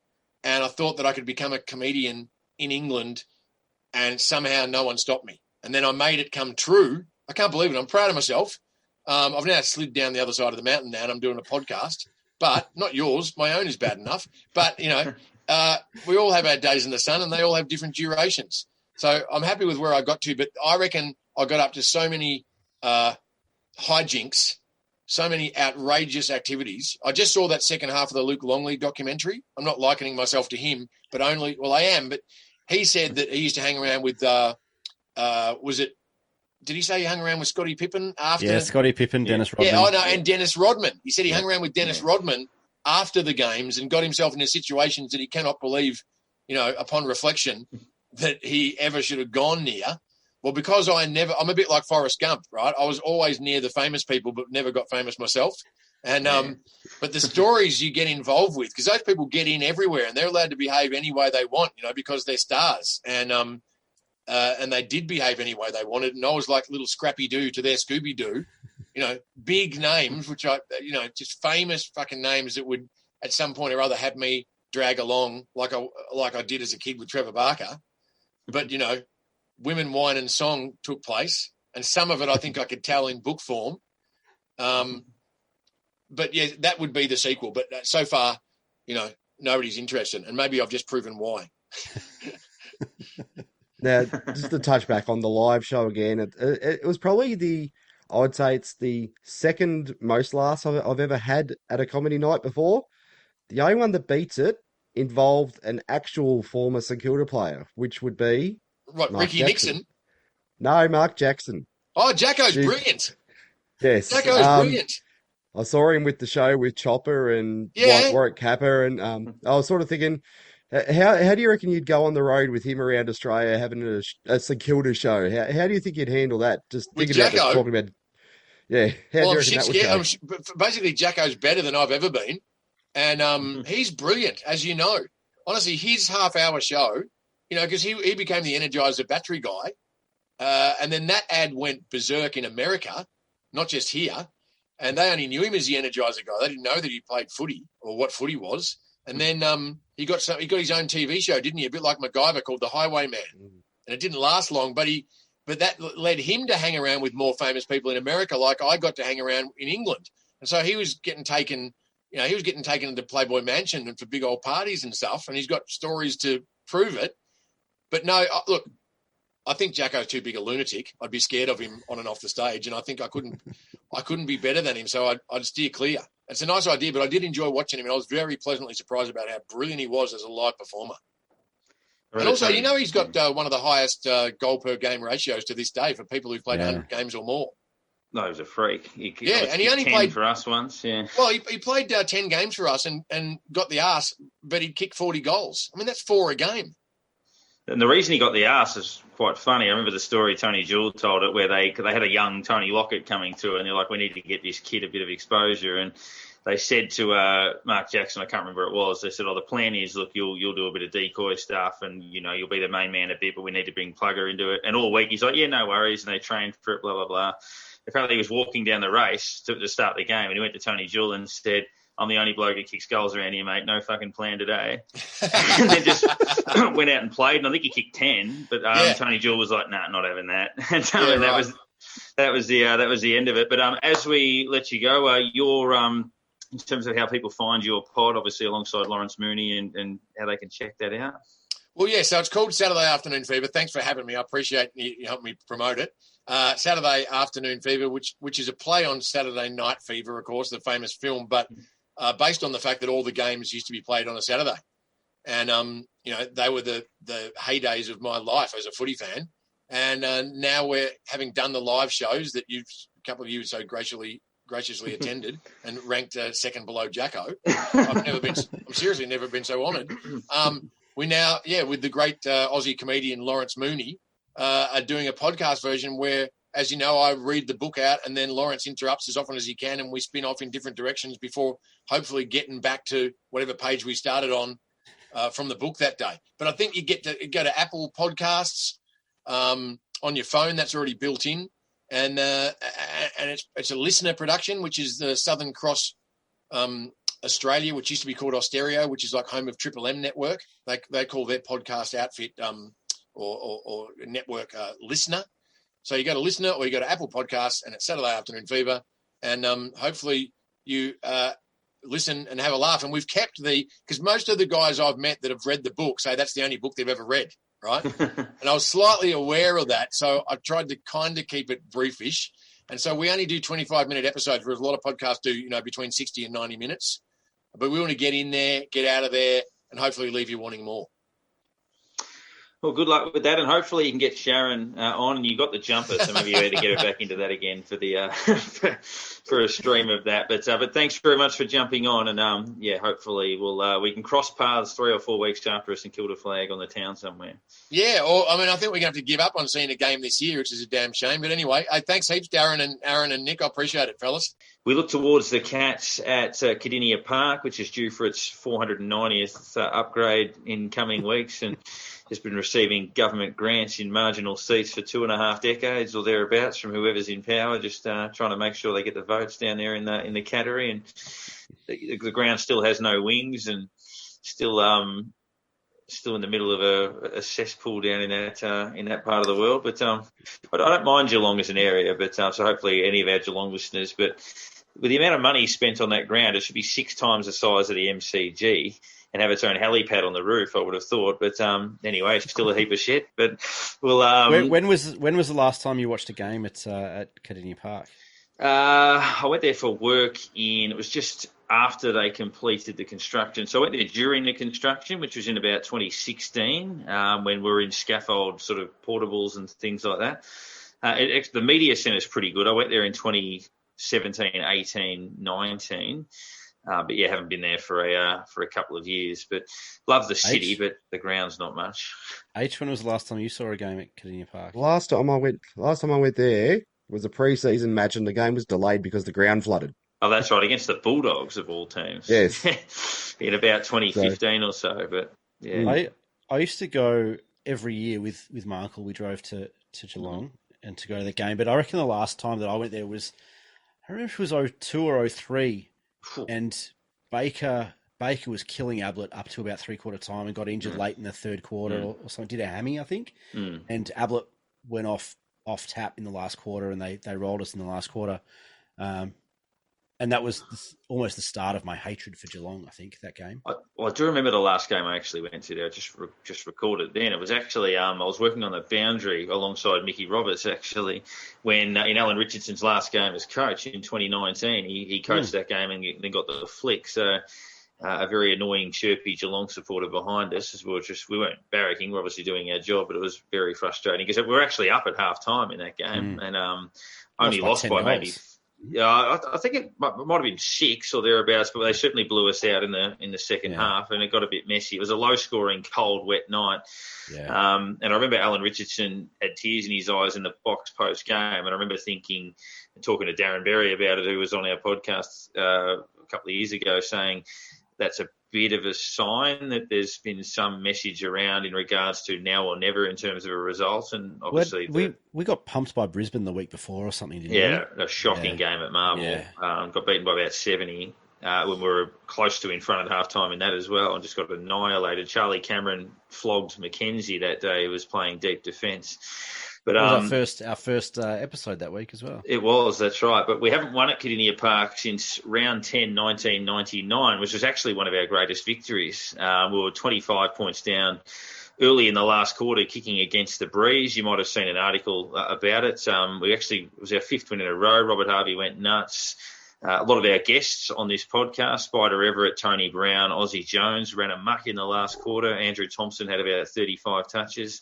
And we were able to come over the top of them and beat them at Cardinia Park, kicking the last 6 goals of the game. So it'd be nice to emulate that type of thing again. The changes, so we bring in Dan Hanbury, his first game since the semi-final against Richmond last year. Dougal Howard only misses the one with the hammy, which is useful. Max King, touch and go. Hopefully he gets up, given all of Geelong's players that were touch and go, like Cameron and Henderson are playing.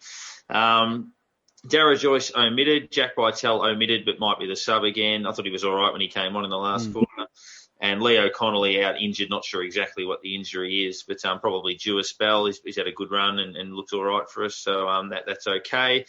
Yeah, the Joyce one is interesting, just in terms of the balance tools. Hunter Clark, that's intriguing because it was a concussion issue that saw him miss last week, so he should be eligible after the 12 days. So whether he's still feeling lingering effects, which would be a worry, or whether they want to look after him given what happened to him first game back. But yeah, he would have been useful.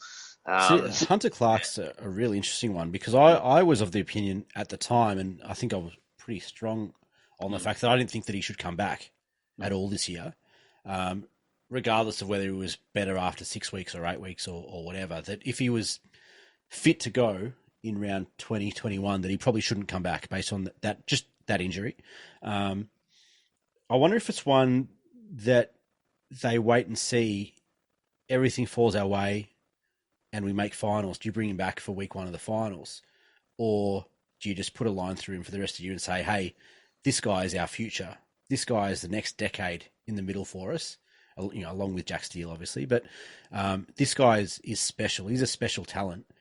Let's put a line through him. Let's look after him, wrap him in bubble wrap for the next few weeks and the off season, and then let's get him back strong and fit for round 1 next year. It's a really interesting one. Yeah, and that's the other side of the balance, just you're trying to, I guess, fighting for finals to a degree, but yeah, you got to look after the player. I mean, you want, and all coaches kind of say this when a bloke gets injured, but you want Hunter Clark playing 200 games for St Kilda. You don't want him rushed back this week or next week or whatever, and potentially, breaking his jaw again or getting another concussion and potentially, having next year off the park. You want to look after him, make sure that he's safe and healthy and fit and all those sorts of things. But, he's the type of guy you want 200 games out of because he can be that special for us.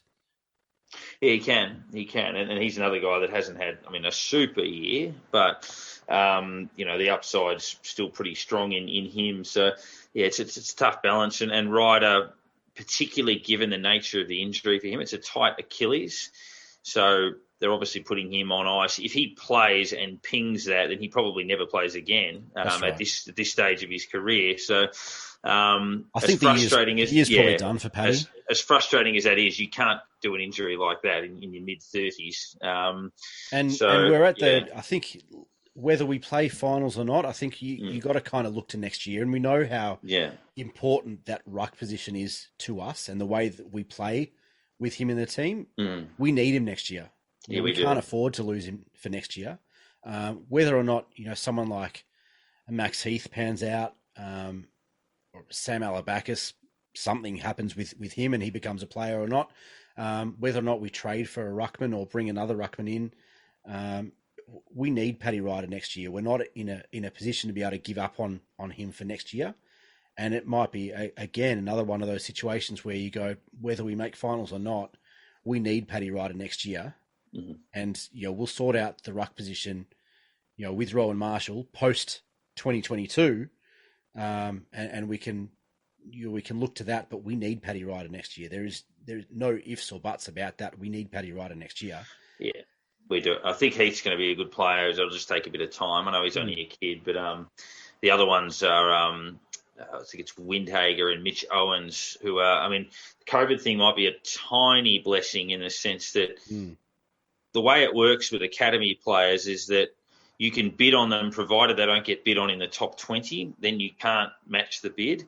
And Mitch Owens got brought in late to the rep game and had 30 touches and killed it, but he's still on most draft boards in the 30s or 40s.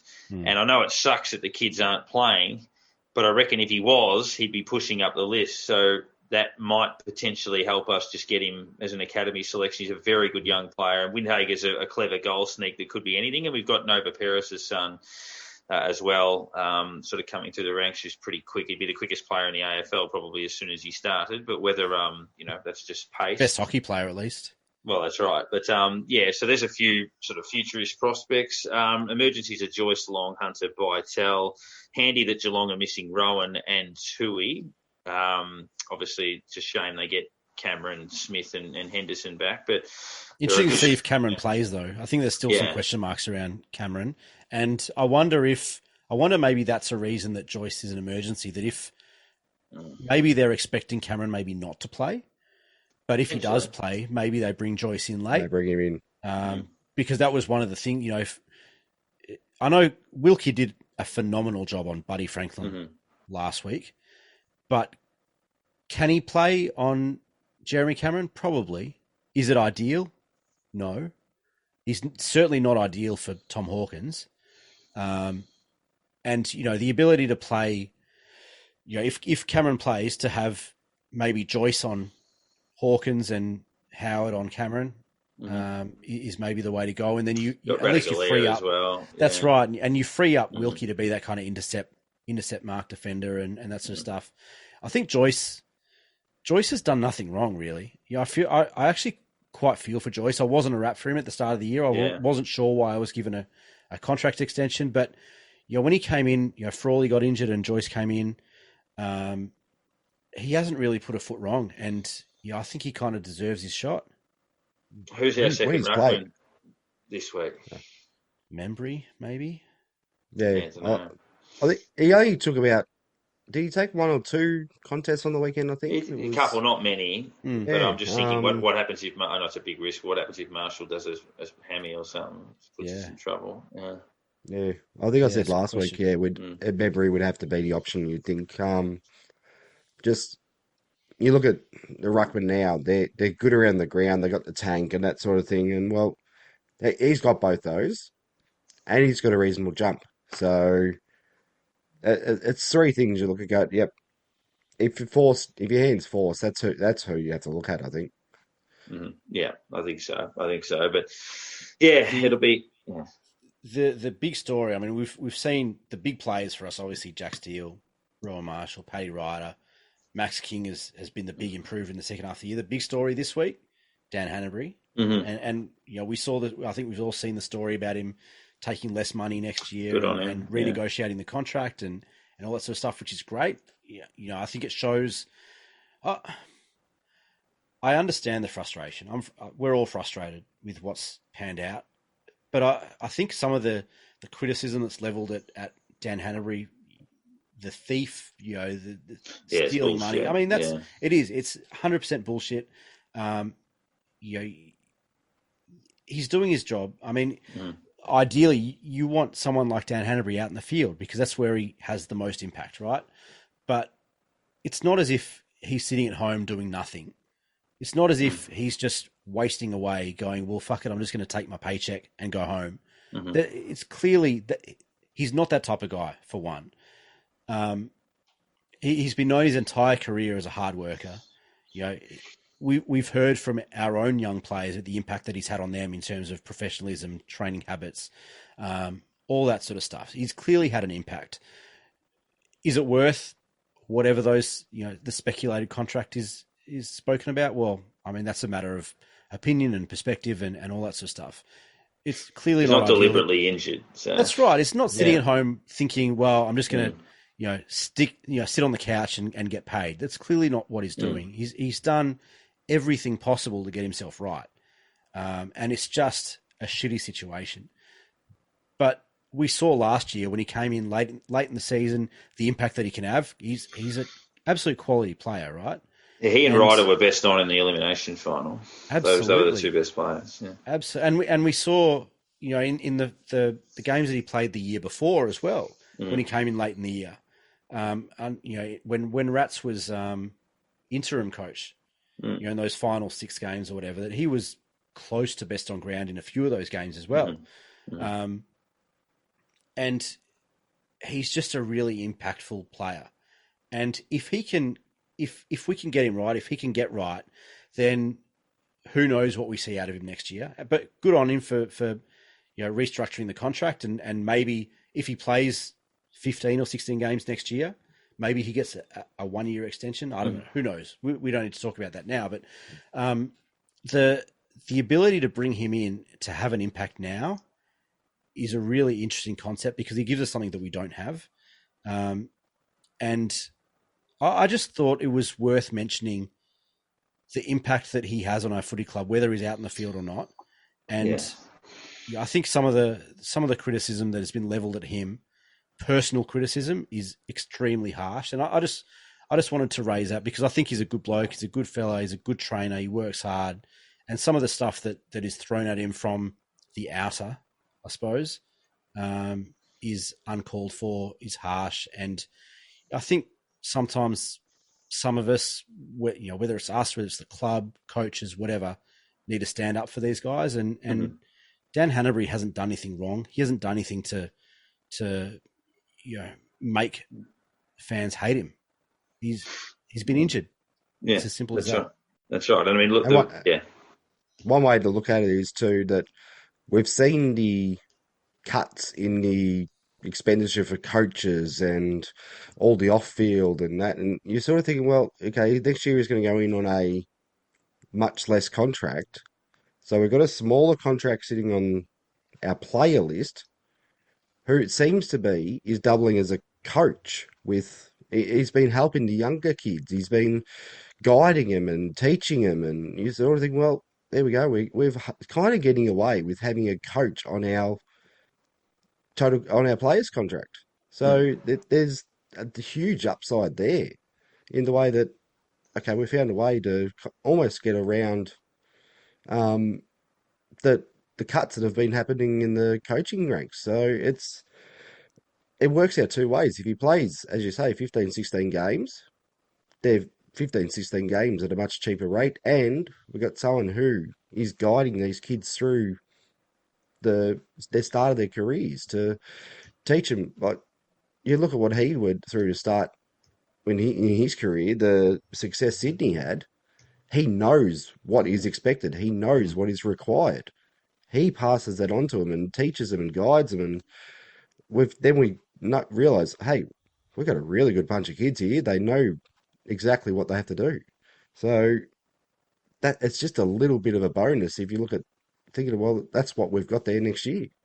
Yeah, and if with Robert retiring, let's say that's hypothetically 300k. If Carlisle's moved on, that's hypothetically 600k.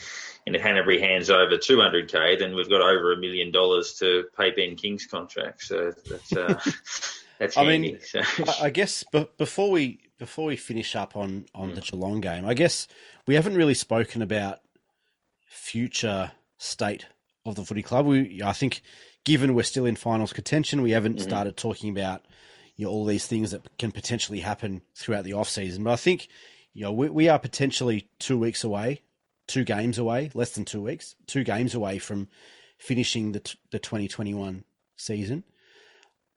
Given the state of the media and the way things pan out, we're now seeing more stories around Luke Dunstan and his future. We're seeing stories around Jack Billings and his future. I guess this part of the podcast isn't purely about what's coming this week, but I guess what's coming up next for us as a footy club. The conversations that are happening now around Luke Dunstan and Jack Billings specifically, but potentially also a Seb Ross and maybe some other blokes within the footy club. Where do you see us, Parko? I mean, as someone who's kind of I guess more involved in the day-to-day inner sanctum of the media and where some of these stories come from, where is the lay of the land as you see it? I don't know. I always end up coming around to being more optimistic, and I don't know why that's the case, given the amount of times we've been hurt. But I always feel that there have been times this year where, as I said, you feel like you're a mile away, and times where you feel you're not that far off. And the reality is they're not that far off. It depends on the improvement of other clubs. It depends on where they're at. But, I mean, if you look at it this year, we could conceivably, if we win even one of the last 2, we'll miss the finals by either a game or half a game or percentage, one or the other. And we've lost at least 5 games we should have won. There haven't really been any games we've fluked or pulled out of our arse either. Like the Giants game was 50-50, but we had 14 blokes out that day, so that was a great. Normally, when you lose some of those games in the way that we've lost, like the Adelaide game, that sort of stuff, like the Geelong game, you win a couple on the other side that you probably shouldn't have won. That's And right. We really haven't really. I mean, the Gold Coast game, we kind of pinched it a bit, but we dominated the last quarter. We dominated most of that game after quarter time. We just were a bit wasteful. So the Giants and the Suns were the close games that we won, really. I mean, you look at Collingwood, a 9-point win, but we blew the shit out of them in that game. It was just it faded out late. That wasn't really a close game. So, yeah, look, a lot of the reasons why we're losing those close games have been there for a while, and it needs to be addressed. It's not a fluke that we're losing those games. It happens too often. And look, the Port Adelaide and Carlton losses in the run-in have been a bit disappointing. But look, if we don't get there, we're only going to miss by a little bit. We've had a wretched run of injuries. I would say either the worst or in the worst three in the competition. I know Fremantle and a couple of others have had a toughish run, but these are all sounding like excuses, but they're reasons to underperform in a way. So there are things that are really disappointing, and they've got to look at it and say, we've got to review X, Y, and Z because we've taken a backward step as a club. Even if we make the finals, we've taken a slightly backward step as a group. Last year, we probably had 14 players improved. This year, we might have had 5 potentially, and a few others that have either gone backwards or stagnated. So bearing that in mind, to be as close as we are to playing finals, I take the optimistic approach to that with a few things changing, we win 14 games next year. We had a hard fixture, injuries, blokes out of form. It doesn't automatically happen, but I'd be inclined to think that we're more likely to win 14 games next year than 8, put it that way. It's just... So I might ask you both this same question, I guess, for the next couple of weeks. But Luke Dunstan, A, and Jack Billings, B, are they on the list next year? Look, my view, if I throw a third name into that realm in Seth Ross, who gets mentioned a little bit as well, you can't lose all of them. If you lose all 3 of them, it hurts your depth too much. I think we need to lose one of them, and we could possibly get away with losing 2 of them, but I wouldn't lose 3. Dunstan and Ross are similar players, so I'd be inclined to go there. But in saying that, when the chips are down, I think the way they play the game is probably more likely to serve us than the way Billings plays the game. So I don't know, but they won't all be there. I wouldn't have thought. You got to throw into it too. You got to throw into it what can you get for him as well. Billings is the one that probably pulls the most correct want out from outside. Dunstan has the South Australian draw, I guess. There's a little bit of that there. It's been linked to South Australian teams at various occasions throughout his career now. But he's peaked right at the right time. Want him as well. Well, yeah. I think I said to you the other week we were watching the Carlton game in Richmond, Parker. I think I said to you that I think Luke Dunstan is kind of the perfect player for Carlton to bring in to take some of the pressure off Walsh and Cripps and allow them to do the things that they do best. But yeah, sorry, go on H as well, and then I'll jump in. I was just saying, yeah. So basically, it's just the fact if someone comes to us throwing some crazy deal at us for Billings, you get to a point where you sort of go, okay, we can't say no to it. Yeah. It's just it's a matter of what other teams want and how much they're offering to give to it for someone. How many clubs want them to? For example, if one club wants Billings and 4 clubs want Dunstan, then you end up in a bidding situation. So. Well, part of the issue is that Dunstan and Billings are uncontracted, so it's almost out of our hands. Like what they're talking about at the moment is that we're potentially under offering those 2 in order to open those sort of conversations. In that, I think Port Adelaide's been spoken about for both of them, but for Billings specifically, there's been in the media in the last, I guess, 10 days. But we know that the potential for North or Essendon, there's ties to Essendon, and North, for obvious reasons, would be interested in someone like Jack Billings, and could probably get a lot more money at North or Essendon than at St Kilda, for example. Dunstan, obviously that home ground or home state factor that you mentioned, H, with Port and Adelaide. Port, I think both for different reasons. Port probably see themselves as in contention and maybe another ball winner contested beast, etc., could help them in that regard. They've already got potentially the best contested ball winner in the competition in Ollie Wines, and maybe another one helps them get over that hump, that semi-final. And Rockcliffe just retired. So. Rockcliffe's just retired. Adelaide for completely different reasons, in that they're rebuilding and they're getting rid of a lot of their older, we've seen this week, Daniel Talia, Tolly's not getting another contract, Tom Lynch not getting another contract. Luke Dunstan's only 26, 27, so he's still in that middle range age bracket that he can earn good coin for a few more years if he goes to an Adelaide and becomes a senior player, a walk-up start in that midfield every week, and help bring along that younger generation in Adelaide. So very different reasons. There are options in Adelaide for him. Carlton, I think there's an option. But it really comes, like I said, those two guys are uncontracted. So if they get off, if Luke Dunstan gets offered $600K at any of those clubs, you have to think that he'd take it, because surely we can't offer him that type of money. Well, we should have our heads examined if we do. Absolutely. He was told 20 weeks ago that he wasn't in the team, he wasn't in contention. Right. And as much as he's improved and he's kind of forced to bang the door down, you can't go from you're not in contention to then being a top 20% salary at the club. Correct. And look, he's done a good job. He's done a good job since he came back in, and I like him. And he's an AFL footballer for sure. He should be playing every week. But absolutely. And that's the thing that I agree. He should be playing every week. Mm-hmm. But our problem is that we have so many players that offer the same as Luke Dunstan. When I say he should be playing every week, he should be playing somewhere every week. I'm not sure necessarily that all things being equal, that he'd be in our side every week.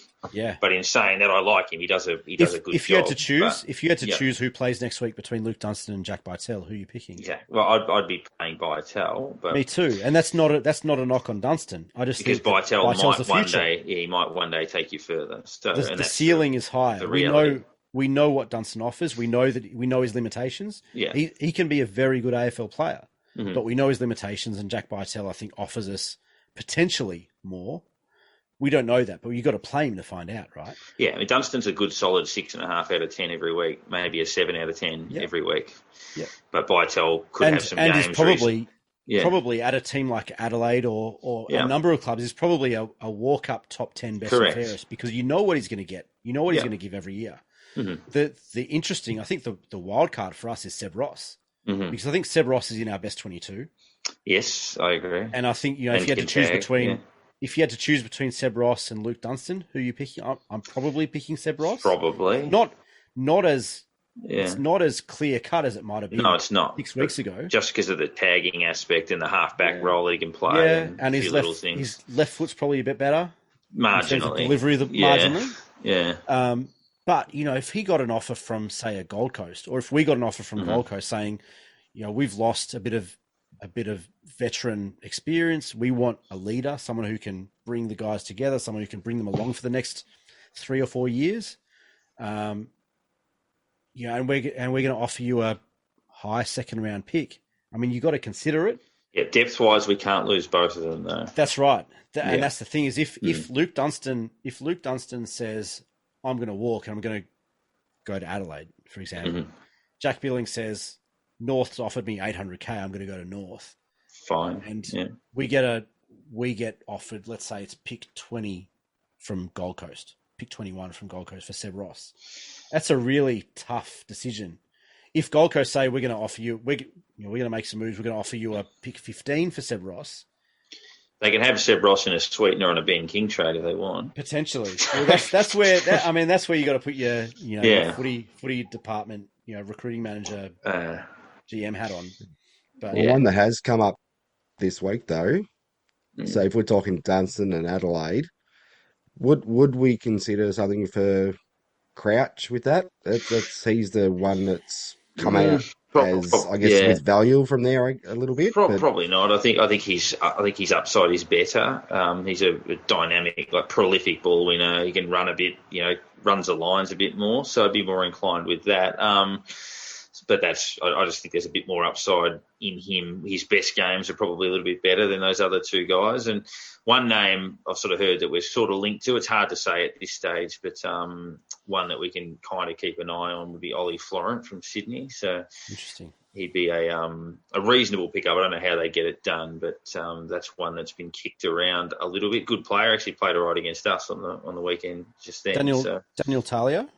I did think about that when I read that today. Maybe. I think it's a kind of an obvious move for us. I mean, we're going to lose potentially Frawley and Carlisle, and Robertson comes off the list, so there's some money there in the defensive half. And he wouldn't cost much. Much. And I said today on in one of the groups on Facebook, the reason that Talia hasn't played this year isn't because he's not good enough. No, it's because Adelaide is committed to playing the kids, and they've got a number of kids like Doty and stuff. Yeah, absolutely. And why wouldn't you? And that's that's the reason that I think all of us agree that if you had to choose between Jack Bytel and Luke Dunstan, you're probably picking Bytel. Mm-hmm. And I kind of wish that they'd made that decision from round one and just played Bytel all year. Yeah. But Daniel Talia, I mean, when you lose the type of experience and whatever that we're probably going to lose, Robertson's already gone. He's in the coaching department now. Mm-hmm. We're probably going to lose Carlisle. I can't see a way that he has a contract for next year. No. James Frawley is another one. He was brought in to make a difference this year. Hasn't happened for a number of reasons, mainly injury and whatever. I can't see him on our list next year. They're weighing up offering him a contract, so give that contract to Talia. Well, yeah. I mean, Talia's 29. Frawley's 33, 34. Yeah, no-brainer. No-brainer. And I just think that the value for that type of money, you're probably only talking 200, 250 maybe. Yeah. For one of those guys for a single-year contract. Mm-hmm. We could get 3 years out of Daniel Talia, whereas we'd be lucky to get half a year out of James Frawley next year. Yeah, he played, 2 games this year, maybe one? One, yeah. Yeah, he got injured in that Carlton practice game, played against Geelong the first time. Actually did all right. I think Hawkins only kicked one or something in that game. But that was the game that Joyce got dropped that we were talking about correct. before. Yeah, correct. It's tempting. But, yeah, obviously we'll find out more about that in recent times or in coming weeks and whether we sort of dangle a few carrots around. But, there aren't as many big fish on the market as there have been in the past. Obviously, Josh Kelly wasn't coming to us anyway, but he's been linked up. Chera is either going to stay at Fremantle or go to Carlton. But I hope he stays at Freo. Yeah, absolutely. Really hope he stays at Freo. But yeah, so we'll see sort of how we fare. I mean, we're going to have, I would think we should have $1 million in the bank based on the players leaving the club. So you don't want to put all of that into one guy, but you play around with it a bit. There's guys that are going to want new contracts within your list as well. But yeah, it's a nice position to be in. But hopefully, we're not out of contention yet. It's remarkable that with 2 games to play, we can still play finals, given how much of a shit fight it's been at times this year. But we'll fight on and we battle towards Geelong. And this is last chance for us. We win, we're alive. We lose, we're out. We've thought that a few times, but it's officially the case this week. It's win or go home. So hopefully, when we're here next week, we'll look to Fremantle as a mini elimination final in the last round. Go Suns. Go. It doesn't really matter with Giants and Richmond as long as whoever wins loses the week after. Go Freo against West Coast. So that's sort of how we'll sign off on it. So basically, we need to win, but we need. I'm not going to even bother this week. Or just do it next week if it's alive. But we need West Coast to lose either one or both. If they lose one, they've got to get flogged in it. And we need whoever loses or whoever wins the GWS Richmond game to lose the following week, or Essendon to lose one of their 2 games. So basically, the spots that are available, you got West Coast, GWS, Richmond, and Essendon fighting with us for 2 spots. Whoever loses GWS Richmond is gone. So you've only got to worry about, and Fremantle's in the conversation, but I'm not including them because if we beat them, they're out, and if they beat us, we're cooked. So that Fremantle don't matter because we're going to play against them in the last round anyway. There's nothing they can do to stop us making it apart from beating us, if that makes sense. So the equation is basically we've got to get to 11 and we have to hope that neither or only one at worst of Essendon, GWS and Richmond gets to 11. Whoever loses GWS Richmond is cooked. So then you would need one of those other two teams to get beaten somewhere. Either GWS to lose to Carlton in the last round or Essendon to lose to either the Gold Coast this week or Collingwood in the last round. Unlikely. Our best case scenario is probably West Coast getting beaten twice. They play Fremantle and then they play Brisbane at the Gabba. Brisbane will probably get them. So it's whether Fremantle can get them or not this week. So go Fremantle, because that'll take West Coast out of business. Whoever loses Giants Richmond out of business. And if somehow the Gold Coast can manufacture a win against Essendon, then that's a very good result for us. Unfortunately, for reasons unknown, they can play at the Gabba on Saturday, but they can't play at Metricon on Sunday. So that's not ideal, with the Gold Coast having to beat Essendon at Cardinia Park instead. But hopefully Cardinia Park's a good weekend for us this weekend. We win, and then the Suns do as well. But go Saints for Saturday, because we certainly need it.